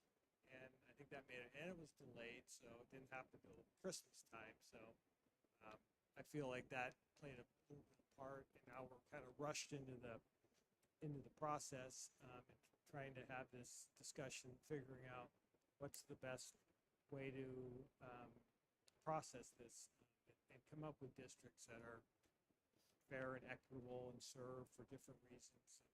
And again, Pete and I were at the last, just out of, unfortunately, we weren't at the last meeting. It's nobody's. And Scott did offer for both of us to make comments, and unfortunately, we couldn't make it. But it's still harder to make it email. So I also appreciate that have this extra. Thank you, Scott, for bringing it back and just having open dialogue, and I'm certainly open to it. I know Pete's super as passionate as any of us on this subject, and I appreciate that as well. And what is the process that brings us together best for the district? I'm for, and I know my colleagues care about this district and want what's best for this district. And how do we come up with the most effective map and make compromise if we need to? And we still got to decide which districts are coming up for election this year, and so there's still some things that are challenging. So I don't. Again, we didn't set any criteria about communities of interest, about technically about two. We certainly talked about two board members for every school, which was something that we had conversations about. So I'm glad we're having this. I'm open to discussion. I'm completely open to this process and what we decide to do. So. I'll open up. Heidi, you want to make some comments, and I'll open up for public discussion. See, am I on? There we go. I'm glad that we were able to bring it back up since all 5 of us are here. And what I hear that we all have in common is that none of us want to go to districts. And the reason in my head, and I could be wrong, is that we like it the way that it is because all 5 of us represent all 9 schools. And so it doesn't matter where any of us live, we all represent Granite Bay. And the community that voted us in knows that they can reach any of us. So in my mind, the goal that I thought we had all kind of agreed on, or at least something that we placed of high value, was that there would be at least 2 trustees representing each area, and that we would try to create a map that accommodates that as best as possible. So when I saw, there were several maps. So when I saw the ones that separated Granite Bay and separated Antelope, I sort of automatically eliminated those because they didn't meet what I thought was that criteria number 1, which was have each school with 2 people, or 2 of us. Does that make sense? Sort of. Julie's like, I'm not sure. No? Because I feel like if it splits an area, then it's going to have 2 people that represents it. Right. That's what I'm saying. That's what she said. I thought that's what we wanted. Oh, okay. Yep, I thought that that was really the only, that we would meet, obviously, the guidelines set forth by the state and the deviation and all of that that's legally binding, but that our desire and the desire of the community, and granted, we didn't get a whole lot of public participation, so thanks for those of you that did. I know, I'm glad that you're here. I'm just saying a whole lot of people. There were only a few people. Right. No, but the feedback that we did get was that we want to have each school represented by 2 trustees. And what I also find really interesting and timely about that is that I think if it were not for COVID, if it weren't for what our district has experienced the last 2 years, I don't even think that necessarily would have been a value or something that we would have even thought of necessarily. But because of that public parent community desire to be able to reach out to board members and have a lot of dialogue and have a lot of contact with us, then that made that a priority. If we were doing this 3 years ago, we would probably make it 1 person per school, whatever. So all I have to say about that, just that my understanding is that that is exactly what we wanted. And so if it's not, then I think we just need to start from the beginning, figure out what that looks like. And then we'll Then Marla, you're up. You're on the on deck. Just no disrespect. I'm just gonna go over here and listen Yep, instead of perfect. standing here and listen. Yeah, perfect. 2 points to clarify. One is, we did have the discussion about attendance areas versus schools, and I think that's a little bit different. But that was discarded in the motion. So the motion was clear that it was only the state and federal Voting Rights Act that we were following. So I agree that we should have had that, but we didn't. But I also think it's important to point out that if you look at the other maps and look at the attendance areas, most of those maps have attendance areas from multiple schools. In fact, almost, I think all but one map, each trustee area encompasses attendance areas for multiple schools. But Julie, you asked the question about having multiple representatives representing the community. That's not what is intended by keeping communities together. Because keeping communities together is about maintaining a voting block within a single district sufficient enough to elect the group's preferred candidates. And when you take a community of interest and you split it, it prevents them from doing so. It's the argument that Rockland had with the county of Placer when they were going to split that city right down the middle in the county supervisor seats. Yes, they could have two people that represented their area, but because of the inclusion of the other areas and the splitting of their community, it would make it much more difficult for a community member of that community to get elected. So it's about the election process of choosing your representative more than how many voices you have on an issue coming before the body. That's the intent behind it. That's the case law that has been developed over time. If we were talking about partisan or racial lines only as communities, that would be called cracking a district. There's also a concept called packing a district, packing where you take communities and you distribute them amongst multiple districts to prevent them from doing the same thing. It's just two different methods that the courts have looked at and said those are not good ways to go, because this is about people selecting their representatives, not necessarily once you're in office who you represent.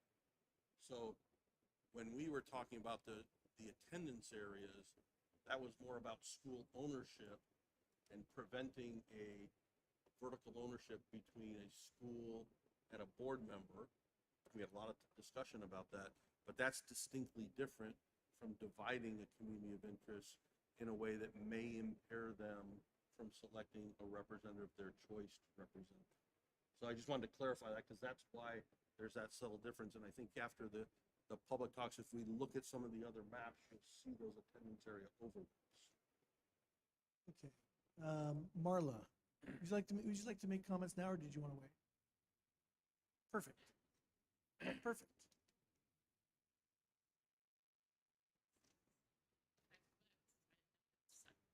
I have a lot to say now. So I also missed the last meeting, and so I was listening in and frantically texting Karen all kinds of thoughts when we were doing this conversation. I did not like your map you all settled on because you did not split Granite Bay and Antelope in half. I liked one of my other ones better that I proposed. And I know I've spoken before because I do think it's important to have multiple trustees represent each school. Because, like Heidi was saying, I don't want 10 years from now to feel like there's little fiefdoms. And I want our community to feel like everyone has some vested interest in all the schools, and I know it's hard to do. So when I did my maps, I don't know if you can bring them up. It's on, I think, your Exhibit C. Yeah, I did two. So I did two, and I did one that, keep on going.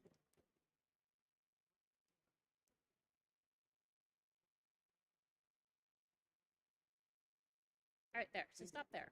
So this one, I did my very best to give each trustee at least 2 schools.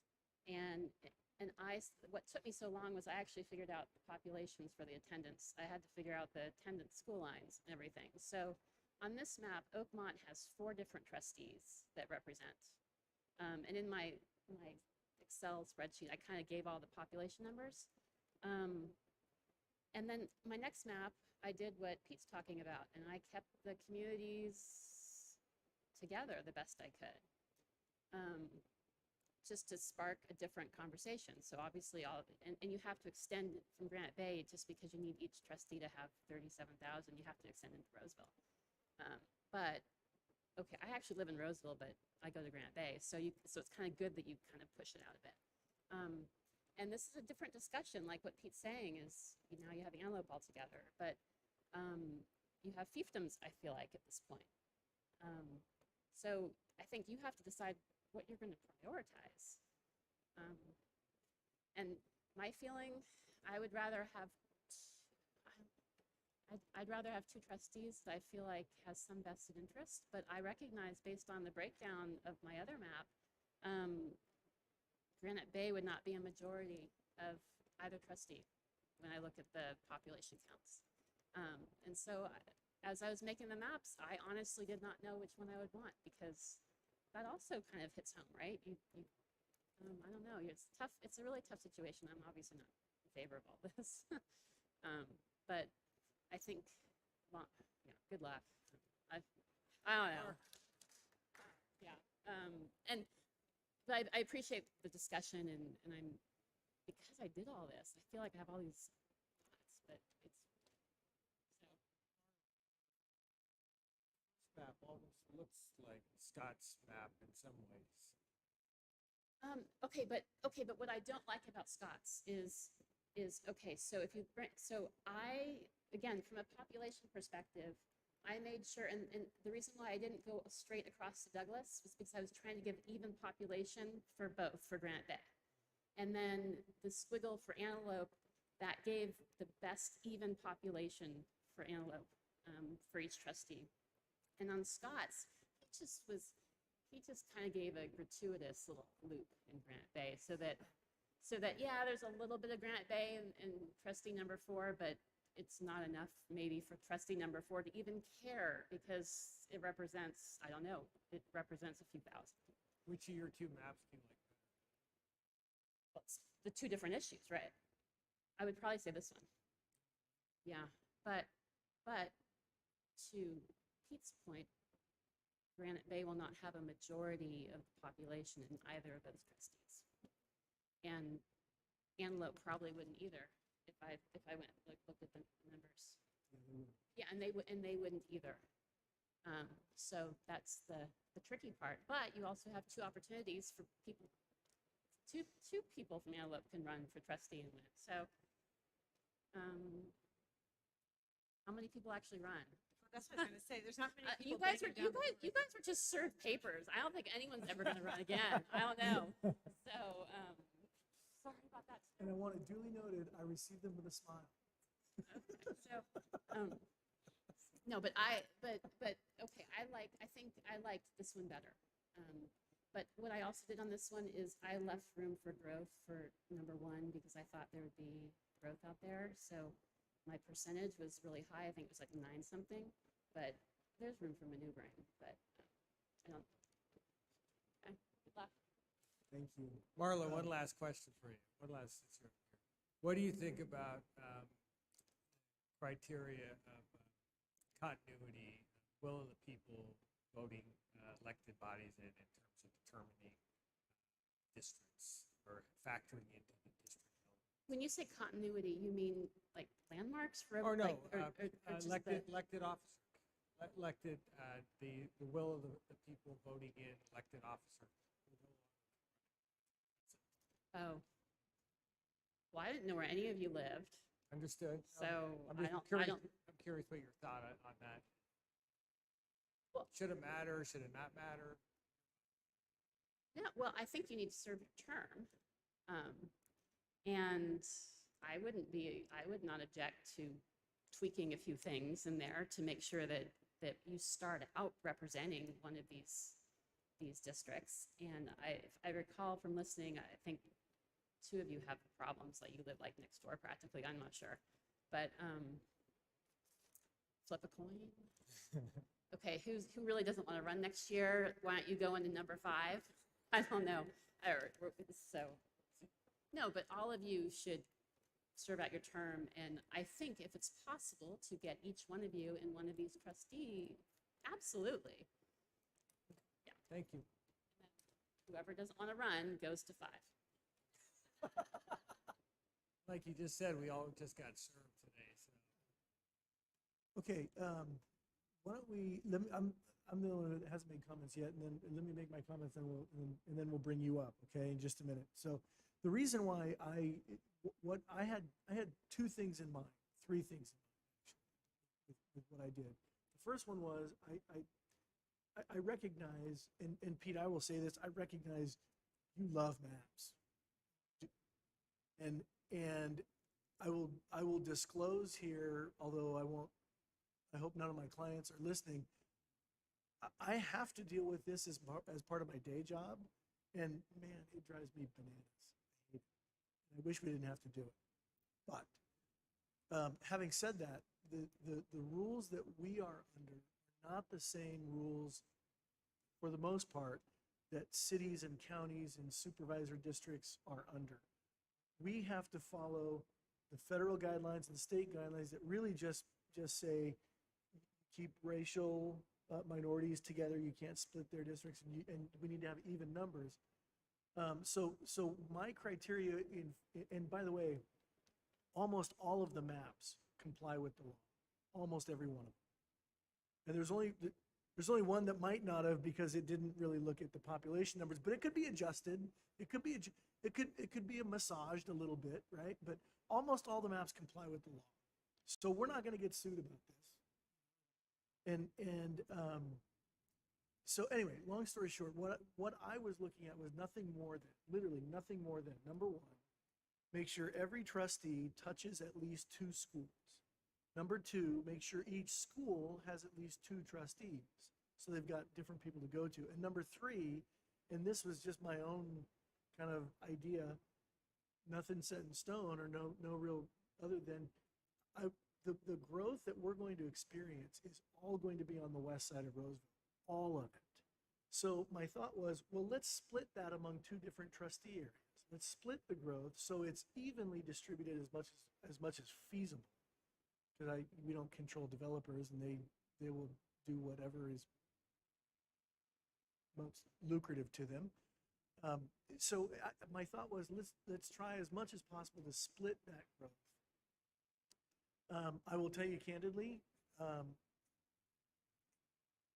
Antelope, in the 30 years that I went back through research, 30 years was as far back as I desired to go.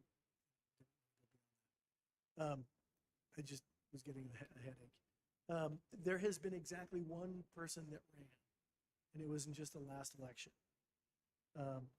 And so there just historically hasn't been a lot of desire. That isn't to take away from the point you were making, because your point is well made, that you've got communities of interest. But when you look at this, if you want to have the community of interest discussion, I would say let's get a time machine and go back to whenever they included Antelope in. I mean, crossing the county line is just nuts. I don't know whose idea that was back in the day, but what a dumb idea. I mean, it just creates this natural separation. And that is not, I love Antelope, by the way.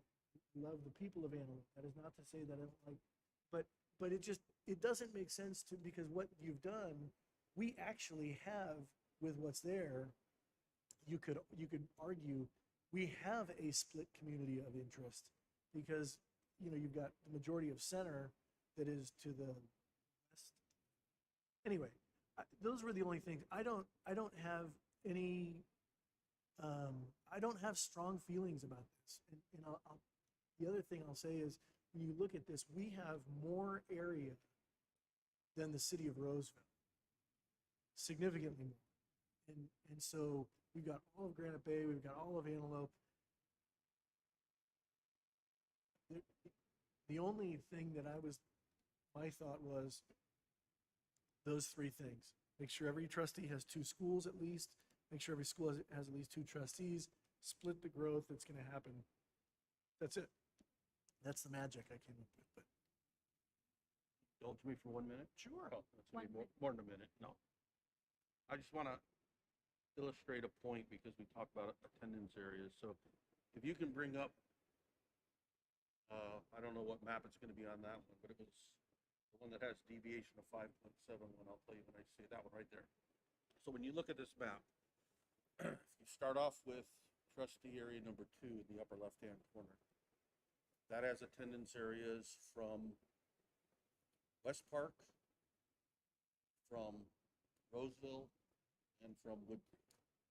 When you look at trustee area number 3, which is adjacent to it, it has attendance areas from Roseville, Oakmont, Wood Creek. When you go to trustee area number 4, it has attendance areas from Roseville, Westmont. When you go to trustee area 5, it has attendance areas from Granite Bay, Oakmont. When you go to trustee area number 1, it has attendance areas from Oakmont, Wood Creek, Antelope. You can look at every map and they have this because our attendance areas are so broad. So when we say that we're going to split a community of interest in order to achieve attendance area coverage, we don't have to do that. And you can look at every one of these maps and see significant attendance areas overlap. And while I agree with you, the history, the 30 years, and I made that same point, it's also because they've never had an opportunity to run in a small district where the dynamics are changed, because they have to look at the fact that they're from an area that represents about 10%, 12% of the voting population, and it puts them at a disadvantage. Here, they have a more significant portion. They're unincorporated Sacramento County. They're combined with unincorporated Placer County. Both are very similar communities as far as the unincorporated. It changes the dynamics for elections. And that goes directly to a point that Andrew made about respecting the will of the voters. We don't know that, number one, because the voters have never, ever had an opportunity to vote by district, and candidates have never had the opportunity to evaluate whether they could win by district. And we all know that we all haven't been here by election, so some aren't here by will of the voters. So that part gives me a little consternation as well. So when we look at it, I think if we could not achieve the attendance area goal, which was a verbalized goal but not a directional goal, we can do that with almost every single map. There's only one map that doesn't do that. So if we can meet that and meet the requirements of having, or the goal, I guess, not a requirement, of keeping communities together, if we can make districts that are a little more compact and identifiable. I think if you look at the next map down, it's the one with the population deviance of 9.8, scroll down, you'll see that one has much more logical boundaries that are compact, almost squarish, have the same attendance areas, numbers, I'm not the exact, but they represent all the schools. In fact, I think they even have more attendance areas the way it was drawn. So we can achieve both goals. We don't have to sacrifice one for the other. Well, the one you are sacrificing is, and I'll use this map. West Park has one representative here. Granite Bay has one representative here. Antelope has one representative here. So you have 3 schools that have one representative. And again, these are all trade-offs. It's a trade-off. What are we looking at? You know, and I guess I'll raise one other issue that no one has yet raised, which is a board. I'll use the amalgamous the board, because it wasn't many of us who were here when this demand letter came in. You know, does the board want to have a discussion in closed session about should we do this? Because we've all at one point or another said this is ridiculous, and it doesn't benefit the people to go. Now, I'm not sure that we would come out with a different, but maybe that's a discussion we ought to have with with council in closed session to see, do we want to do that? into that, not necessarily to reinforce that, but from what I understand, this district plan doesn't have schools in mind. It had cities and counties. And you throw schools into the mix, and it creates a perspective that does not match the original intent in a very nice or in an aligned way, because now you've got these schools in these places that have little to do with maybe communities of interest or maybe demographics or whatever it may be. And so the trouble I have with this, as I did from day one, is, when you create something like this, then you're like, well, that's my district. And then it turns into this whole discussion about your district and who is representative of your district, which then creates this thing about your school in some cases. Which is why when I said, I don't care if they're all connected and contiguous, it doesn't say that we have to do that. It might be best practice, but that's best practice for counties and cities.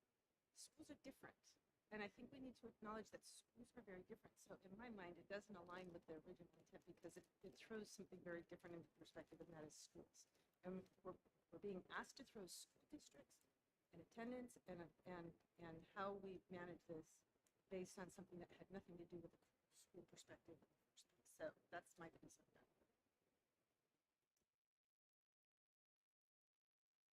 Wonderful. Thoughts on all these random comments that we've thrown out there? You done by trustee areas for school districts? I'm sorry, say again. Sorry, have you worked on by trustee areas for school districts? No, sir. Your company hasn't, NBC? Our company has done that over the years, yes. But I have not personally worked on any of those until this year. So when you came here, you made a recommendation for us to follow traditional redistricting principles, remember? I made a suggestion that you are allowed to follow traditional redistricting principles if you so chose.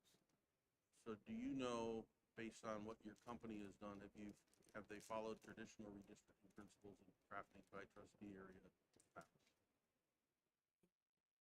And one of those traditional redistricting principles is respecting the choices of the voters, not purposely trying to put trustees in the same district with other trustees. You believe that there's a will of the voters when they've never voted in a election by district? We believe that it is not our role as an outsider to your district to tell your voters that somebody can't run for election. It would be up to them to decide. Well, that's a little bit different than what you said, but you have used traditional redistricting principles with schools. Right. Community of interest, That's you thanks. name it. Compactness, you got it.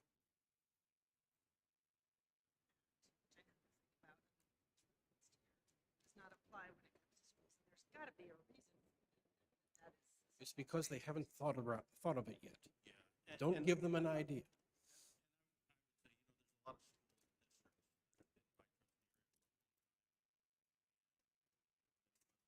In and around them, they've gone through this process.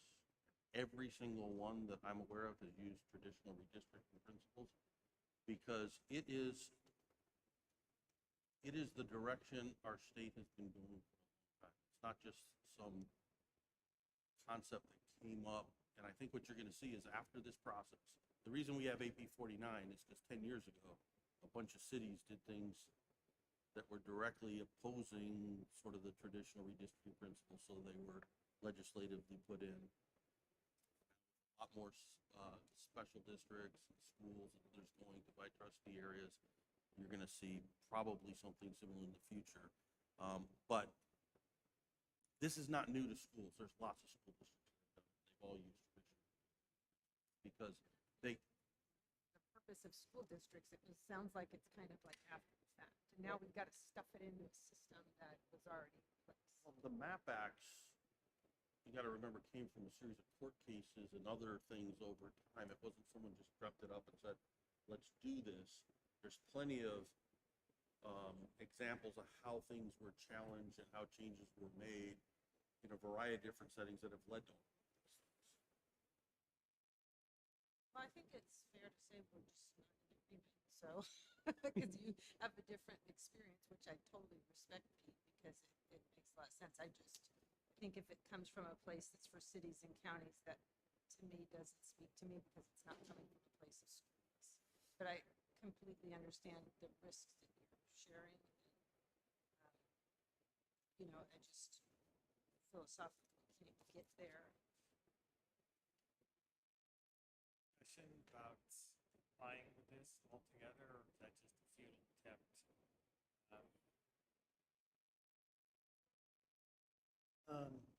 Do you have any other comments you want to make before we delve into this? Only that when I started with you folks, I came in and I made that presentation. And then you had the discussion about Mr. Constant's idea and emotion. And the discussion, as I recall it, and what I said at the time was, it was a very interesting discussion and I will take it into consideration, is that there were a lot of you who were concerned about the 2 persons or more per attendance area, things of that nature. So what I did, and I pointed this out at the last meeting, I did exactly what Ms. Franz did. I came up with a map that looked very much like hers at the start, that first map. And then I came up with a map that looks very much like yours that divided up the areas. So that's just me putting together a draft map and saying, do you like this or do you like this? And it's up to you to make the decision as to what you like the most. You gave me some directions to some new ideas as to what I could do on the next ones, and I'm in the process of doing that. And I will bring them to your next meeting, and certainly they will be available before that meeting so you can look at them, and the public can look at them too. So that's where I'm at. And again, I'm just listening very closely to what you're saying and taking it all in.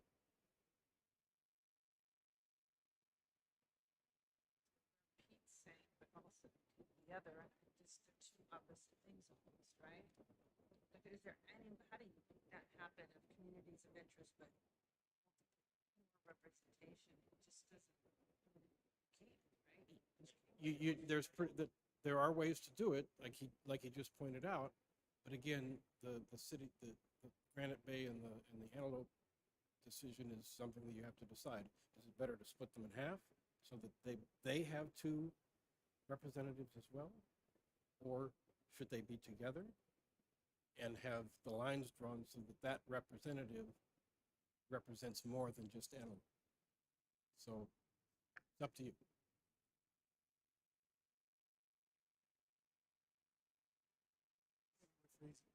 Let me see if I can phrase it. So it looks as though what we really are grappling with is which is a higher priority for us. Is it keeping the community of interest together, like on this map that's here up on the board, or is it a higher priority to keep to have schools that have more than one representative? That's really I think the threshold struggle, isn't it? The third option, if we find a map that does both, I illustrated one. This is not the one. Remember, I said there was one map that didn't do it. This is the one that didn't do it. Which one doesn't? It's the previous one. That one. That one doesn't do it either. Yes, it does. No, it doesn't. You've got Granite Bay with one representative, Antelope with one representative, West Park with one representative. But we started out this discussion. It's about attendance areas, not representatives. So that representative for Granite Bay represents 2 attendance areas. The number 5 on this map. The one for number 4 is 2 or 3 attendance areas. Number 3 is 3 attendance areas. That's the flip. That's the flip side of the coin. It's the flip side. Yeah. Right. Because when we had the original discussion, it was about attendance areas, and then last week it flipped, or the last meeting it flipped, that other concept. And the last discussion did, yeah, but I mean, that didn't come up when we talked before the maps. I'll just make my final comment, then I'm gonna be quiet, because I know you guys know where I am on this. I just think it's antithetical to the concept of trustee areas and by districts to split a community of interest in a way where it defeats their ability to choose a representative to represent their community. And I'll just be blunt, I won't support any map that splits particularly the antelope community of interest. I just think that that is, in my mind, a cardinal sin and against the whole purpose of district representation. With that, I'm just gonna stop because I know you guys know where I am. I'm realizing that you set attendance boundaries for multiple attendance in one district.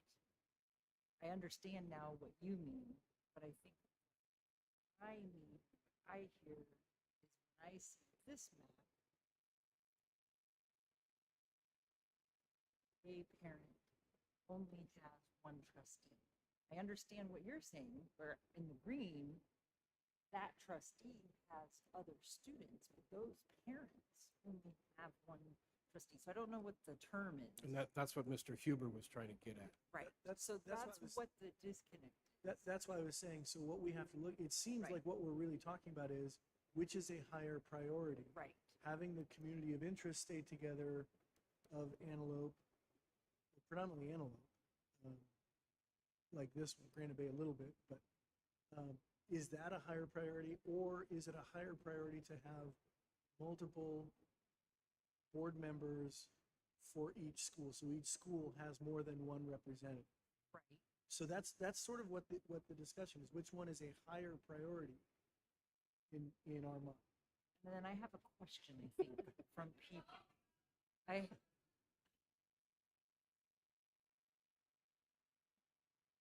I'm one of these believers that there are thousands of people at home listening. No, there aren't, but there's got to be at least one. I think what's also important is to try to keep all of you working well together. And so by doing that, having Granite Bay represented by 2 trustees, Antelope represented by 2 trustees, hopefully the cohesiveness can stay. Think about that as a great benefit from splitting.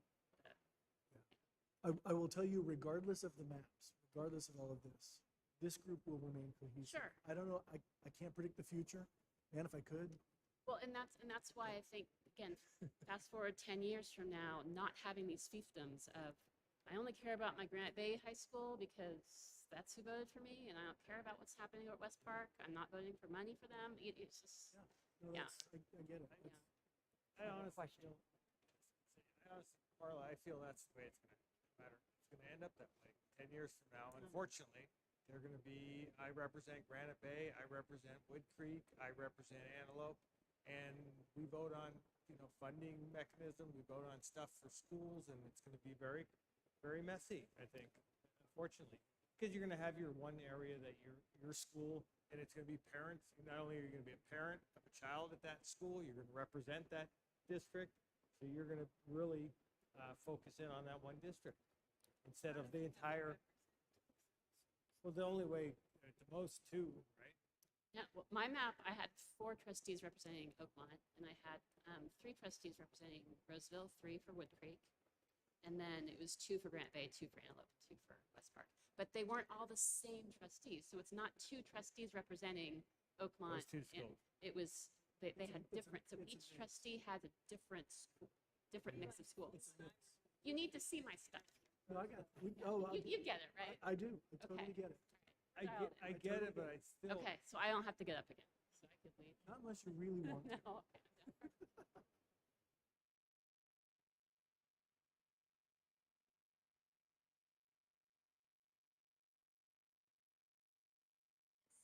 So, from my understanding, what I'm hearing is the goal is to have 2 board members representing each school, right?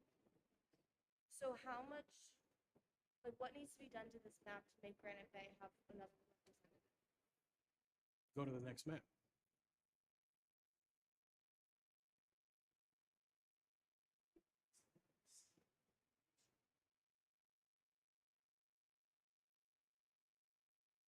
Mine just took it straight down Douglas Boulevard.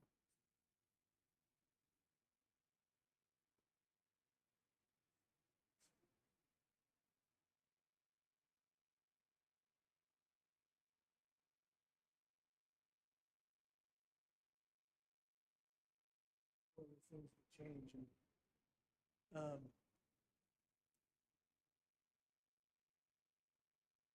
Is there a way to not split it and still have it separate? No. particularly because the you. one, the one that is the stuff I think about as I drive, but I even thought about, is there a way to have, overlapping districts, and of course then that's. Contiguity. Yeah, exactly. And I was gonna say, what we have now is 5 perfectly overlapping districts right now. We all represent the same. Just to appreciate where you're going at that. I guess my arching point was, again, competing with at-large, where we're all 5 of us representing every school district.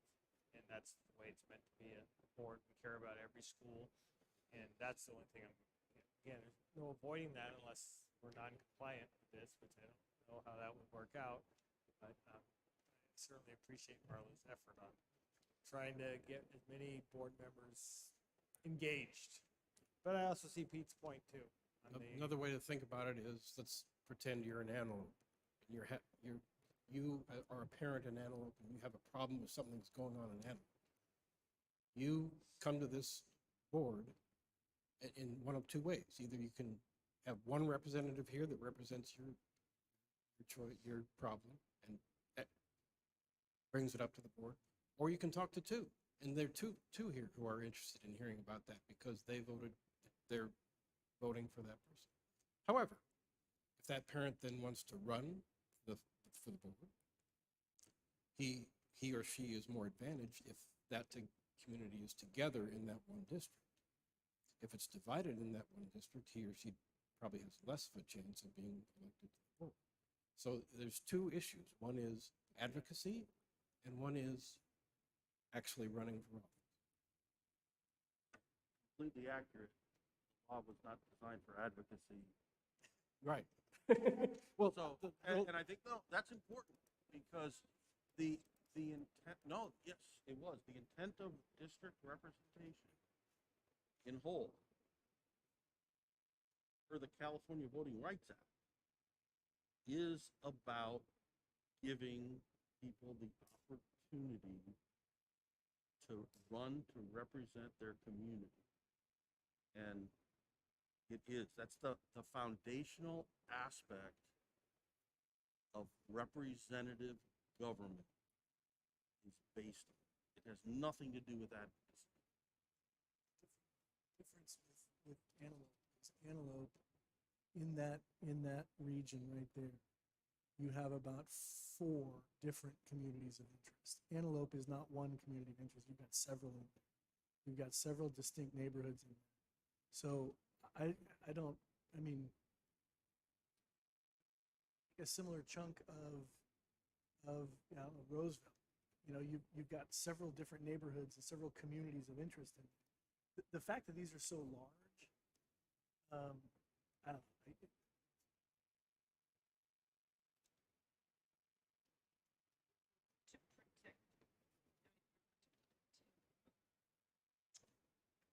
Achieve minority groups receiving representation, right? Not communities of interest. Those are 2 different things, right? Originally this was related to minority representation in the you put it, the cracking and packing. It is. Why don't we do this? Let me just ask everybody individually, what's your pleasure? Andrew, what's your pleasure? This is probably one of our better discussions on this topic as a group. I'm torn. I really am. I don't.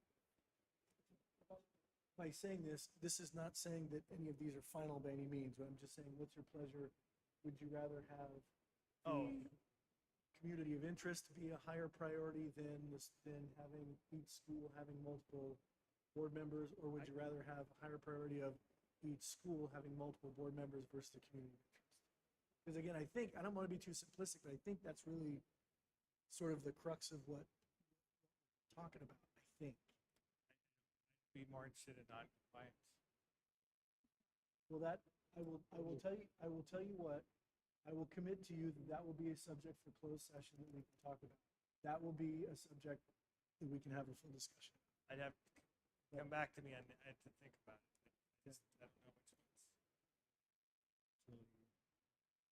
Julie, your thoughts? I want as much options as possible for parents and children, for parents. And I think that puts us in Marla map. One of Marla's maps and one of Scott's maps. Because it divides, gives more to at least two trustees. Some more options. It creates closer to what we have right now. It creates more of that. He's already said. But I do want you to stay. I do want you to go. The community of interest is fabulous. Significant. Or like qualifying, like I hear from one side of disagree with going to districts, period. Prefer to stay at large if that were an option, right? If we could be non-compliant, get that.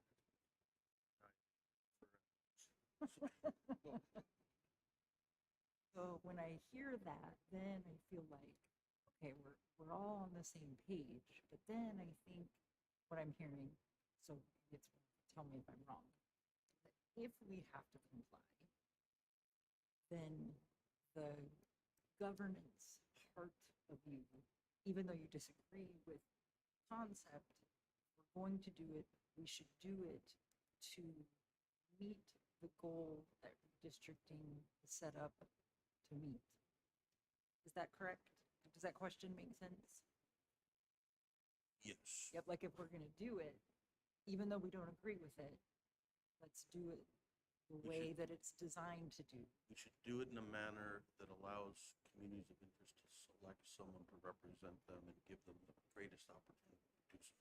Okay, and so I understand that a lot better now, and I think where my mind is over here where we don't agree with that we have to do it.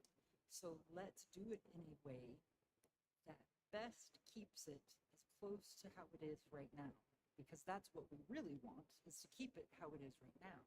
So my heart is more, let's do it a way that keeps it as similar to what we have right now. But I hear and appreciate from you that that is the opposite of what the purpose of redistricting is.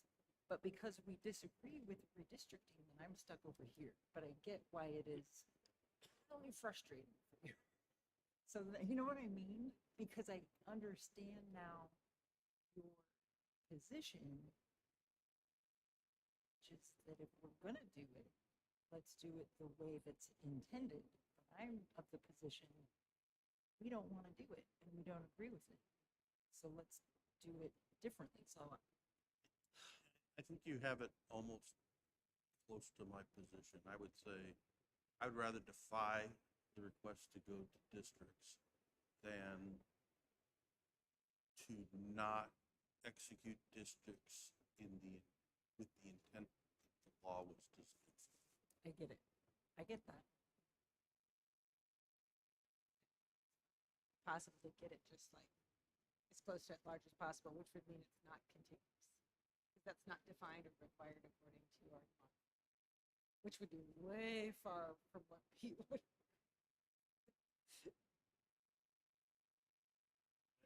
Their demographer, if he said we could do that, I don't think he did. But I think non-contiguous districts we would be immediately slapped. Well, I think he said we didn't it wasn't required to follow the MAPS Act. Right, Remember. but contiguousness predated. the Yeah. MAPS. Be very careful. Yeah. Don't set yourself. Ask, do what I ask your attorney friends what they think. So, yeah, I actually just for fun thought of putting together a polka dot map that put each board member in every one of the schools. So it was like polka dot. We also worked with Folsom. Folsom, a citizen in Folsom actually took one of the paper maps and said, okay, here's what I'm going to do. I'm going to take historic Folsom and I'm going to assign it to 5 districts. And then he randomly selected neighborhoods around the other and said, okay, this is in 5, this is in 4, this is in 3. And I said, this is a wonderful, wonderful idea, but it's illegal. You can't do this. Well, let's,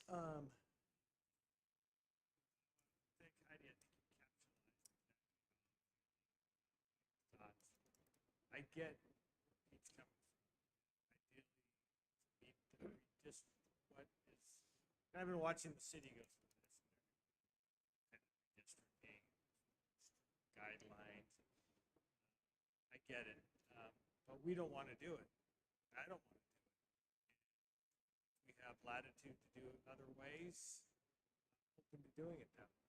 But in essence, I'd rather just not comply, deny, but I don't know if we have even, if we go down that route, there's no chance of us winning that, I feel like. let me see if I can, in the interest of time and to move this along, let me see if I can sort of summarize, but then also figure out a way to move forward. It seems like several of us are good with Marla's map and or my map. See if we can take Marla's map and my map and maybe the line down Granite Bay all the way, or maybe more evenly split Antelope, and we can talk about. That was what one of that your means. suggestions at the But- last meeting, and I'm but- working on it. But then also bring all of these back at the next meeting. And then at the next meeting, we're gonna have to have some process to just pick one. Maybe a couple of options. And maybe if we have more time, maybe we don't pick them next time, maybe we just whittle it down. February 28th. February 28th is our deadline? That's correct. 19th. Plenty of time. Not plenty of time at all. Any other alternative ways to move forward? I mean, I don't know what else to do other than say, see if you can massage stuff and bring it back.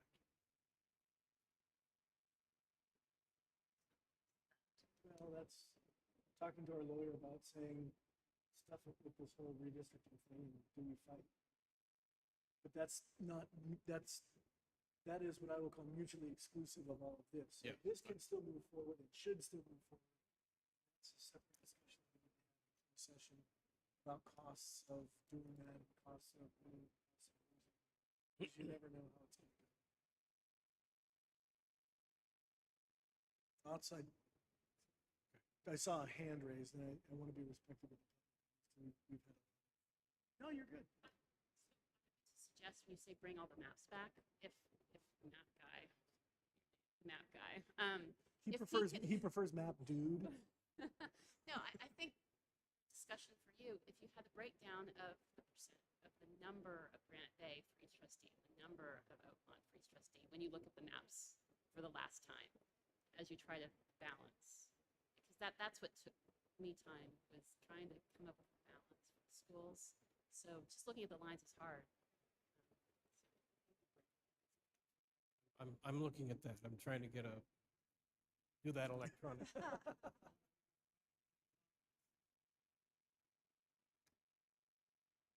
Look, I'm open to moving. I have no dog in the hunt here. So would you like? I don't want to say I don't care.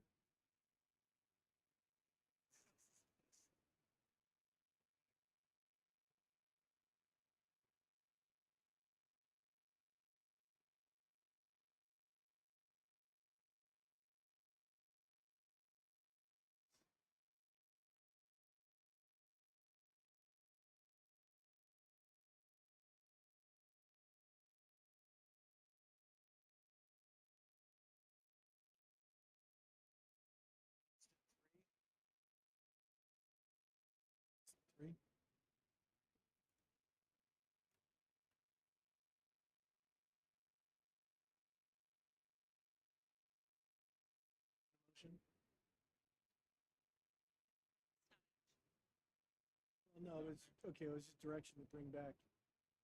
Okay, so bring back those three maps. Bring back Cuter map, the Franz map, constant number 3. Con- Third constant map, right?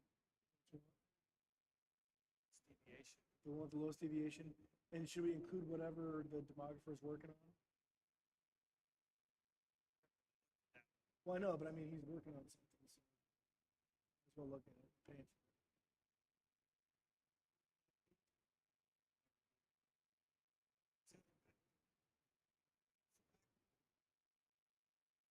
Whatever you guys want to do. I've stated my case. Are you okay with that? Let's do that.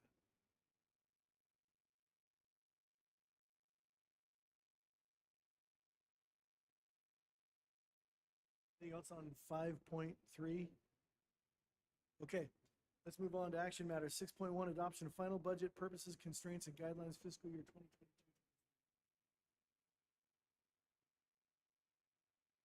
Item is to go back over the final budget purposes, constraints, and guidelines. Based on the feedback from the last meeting, I made one adjustment one week prior to that, proposed putting in a 2% salary increase into the budget.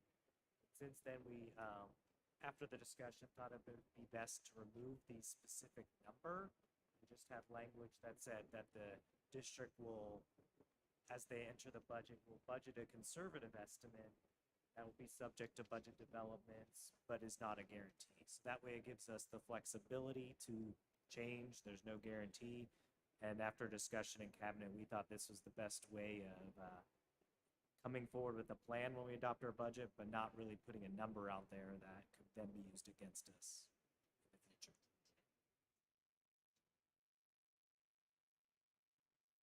So besides that change, everything else is the same as last presented. Staff recommends approval of these for as we enter our budget season. Board members, any questions?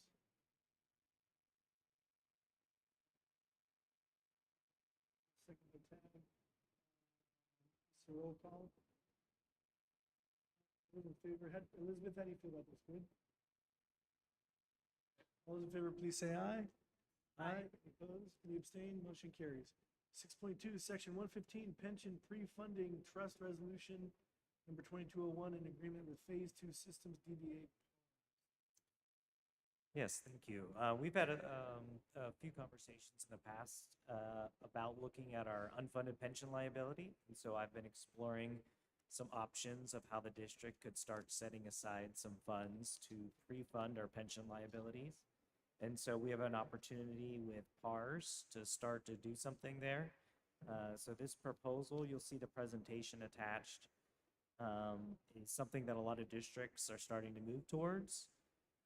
In order to better position themselves. As you can see from the presentation, the STRS and PERS rates have been going up quite a bit, and there is still a lot of risk in the pension liabilities out there based on the returns in the market for the pension. But we can't dictate a lot of those things, but we can prepare.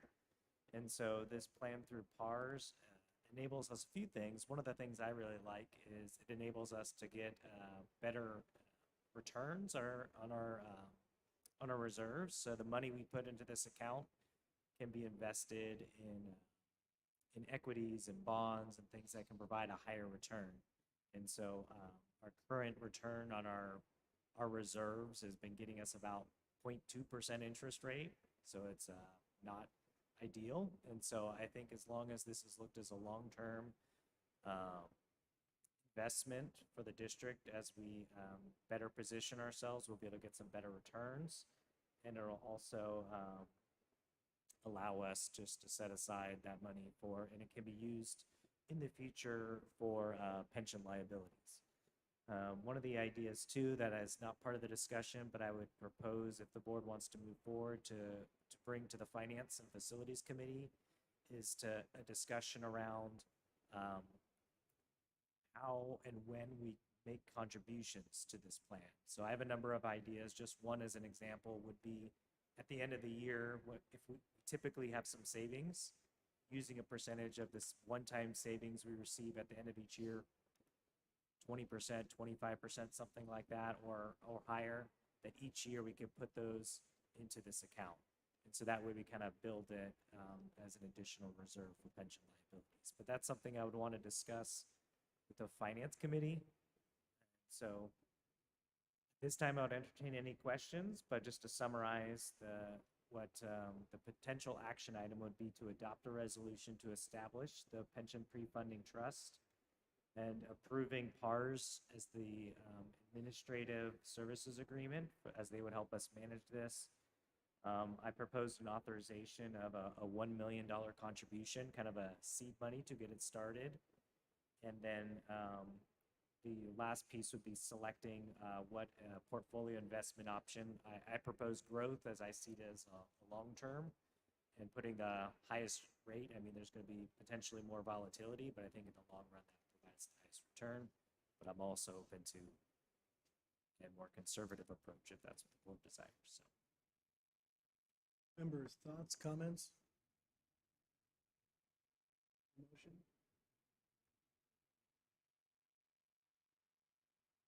Motion by Member Constant, is there a second? Second by Board Member Tag. Elizabeth, you good with this? All right. Please say aye. Aye. Any opposed? This one is a roll call. Oh, this is a roll call, it's a resolution.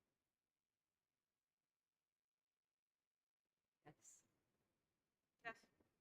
Yes. Motion passes 5-0. 6.3, Office of Public School Construction Matters, Signature Authorization Resolution 2202. Yes, this is, we've had this authorization for a while, but we wanted to add Scott Davis, the Director of Facilities, as an authorized signer, as well as there's a lot of times where the documents that they send back to us just comes to maybe John or just myself, and we're having to make sure we always make sure Scott gets it. And so we think it just for continuity, it'd be good to have him as one of the authorities added on to the OPSC documents. So these are the documents where we get state reimbursement for facility construction. So staff recommends the adoption of this resolution, updating the signing authority with OPSC. Questions and comments?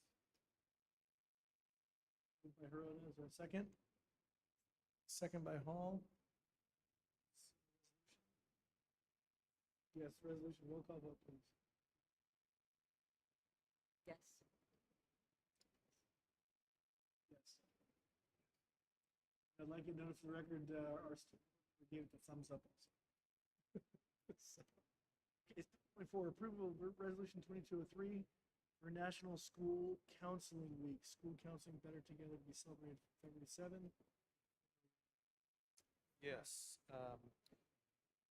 During the first full week in February, the school counseling community celebrates National School Counseling Week to raise awareness of the unique contributions of school counselors.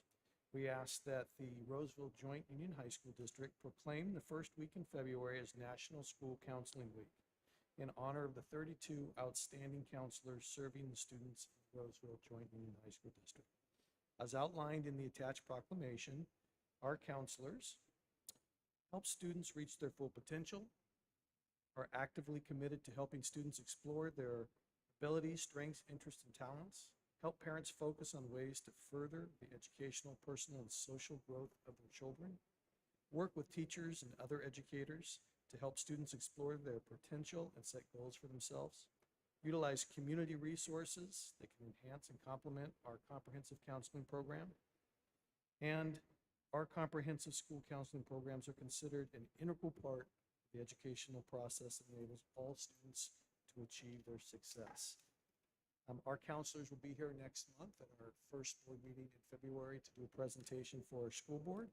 And with that, I request that the board approve the attached proclamation for National School Counseling Week entitled School Counseling Better Together to be celebrated from February 7th through February 11th, 2022.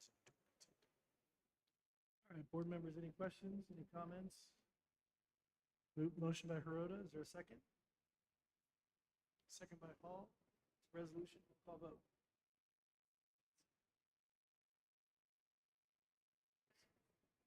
Yes. And like with the last one, unless our student board member gives it the thumbs up. 6.5, Oakmont High School main electrical gear replacement bid award. This item is to award a bid to electrical solutions provider for the Oakmont High School electrical main board, electrical main switchboard project. We went out to bid. This was approved to proceed back in February 2021. Unfortunately, we only received one bidder on this project. However, it's a company we've done work with in the past and have had a good relationship with, and they've done good work for us. And the cost of the project was in line with our estimates. We were projecting somewhere in the close to $300,000, and so the final bid came in at $255,443. And the source of this funds for this project is our deferred maintenance fund, Fund 14. So staff recommends the award of this bid to electrical solutions provider. Quick question for you. Why did we wait so long from February to 11 months? For the bid? Yeah, I believe, and there was a lot of design work that had to go in, a lot of working with the city of Roseville to determine, what actually needed to be replaced and what didn't, and I think, and also a lot of projects going on, like that big school out in the west and stuff like that too. Any other comments? Any other thoughts? Just to also add, and it's a summer project, so we weren't going to be able to get it done last summer, so we were targeting this summer.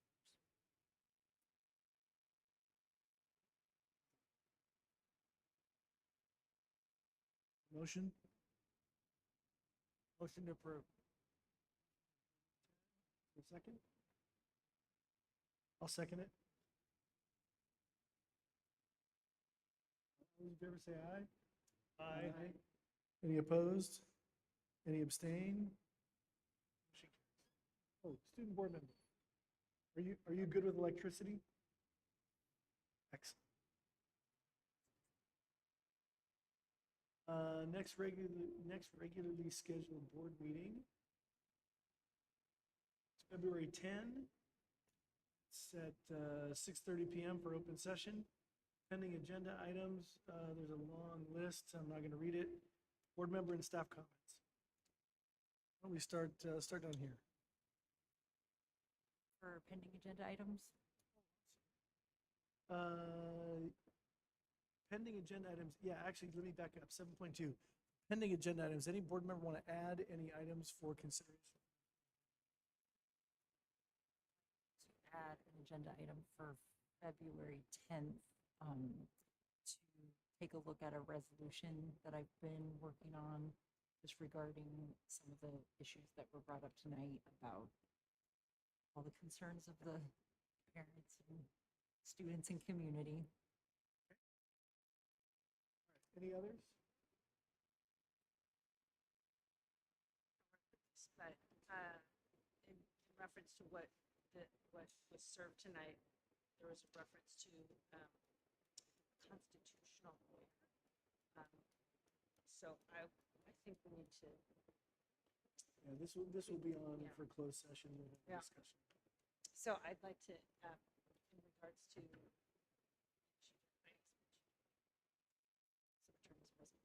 Okay.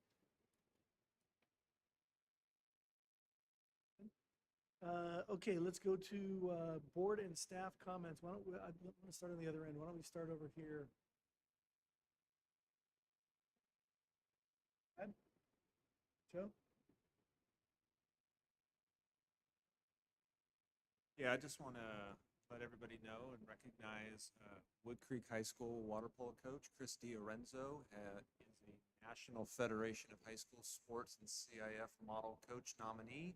That is a national program, and so he's representing Wood Creek and our district, so congratulations to Chris. He's done a great job over there, and hopefully he becomes a national model coach winner. And then last but not least, I mean, we talked about our last board meeting, but I don't think people understand what the impact is on teachers when they teach on their prep every single day covering classes. It is extremely exhausting, and it's happening every single day. That's how our schools are open. We don't have subs. We're lucky if we get one sub showing up to a school site with 6 vacancies. So our principal secretaries are playing chess games, and it's only happening because teachers are saying, I'll cover that class. And so we have to be very grateful with everything going on. We're open because of that. And we're able to move forward, still have our programs, keep kids going through this crazy time right now. When we're looking at anywhere from 8 to 10% of our kids out each day and 7 to 10 teachers out every day on our campuses right now, these are all positive cases. It's our teachers that are holding it together right now for us and our site admin. So I can't thank them enough for what they've been doing for us. So.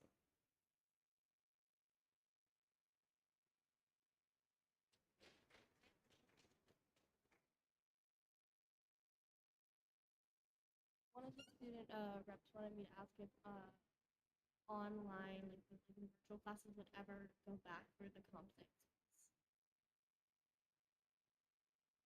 If like online learning would ever go back for the comp sci. Yeah, no, they're not going to go back. Part of it's legislated by state now that they don't want us to do that. But that's what Candace was talking about in terms of those other options and pathways for this.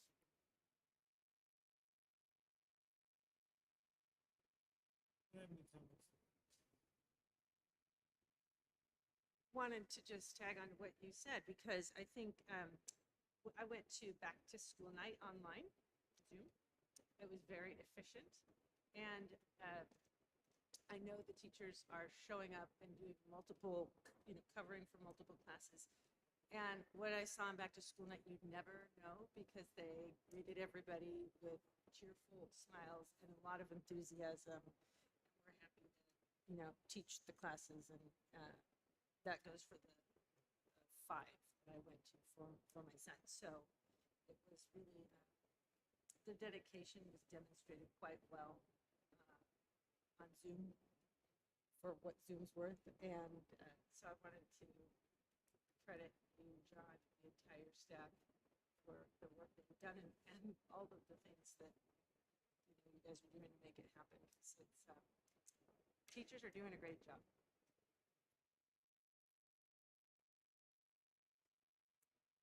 Just echoing Mr. Becker's words too, it's just reflective, I feel like, of our community and our district, and our teachers love what they do. And I was invited to the SILT committee today from Dr. Moore, which was really neat. At our table, we had to talk about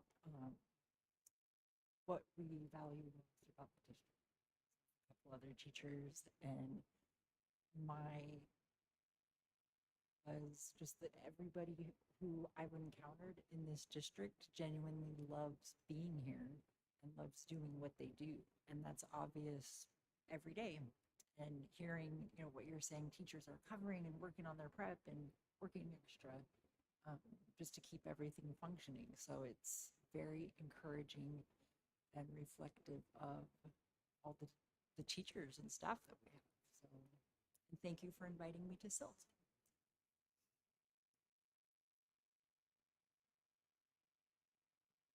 I will echo the comments about the back to school night and teachers that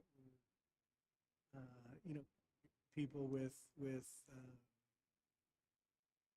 happy smiling faces. And I know that they are, in many instances, effort to cover for each other when they need it. And I will say this very candidly, I'm not surprised to hear that. Not from the group of teachers that we have. Not surprised to hear that. So I do want the teachers to know I very much appreciate doing that for them. Okay, if there's nothing else, meeting adjourned. Thank you.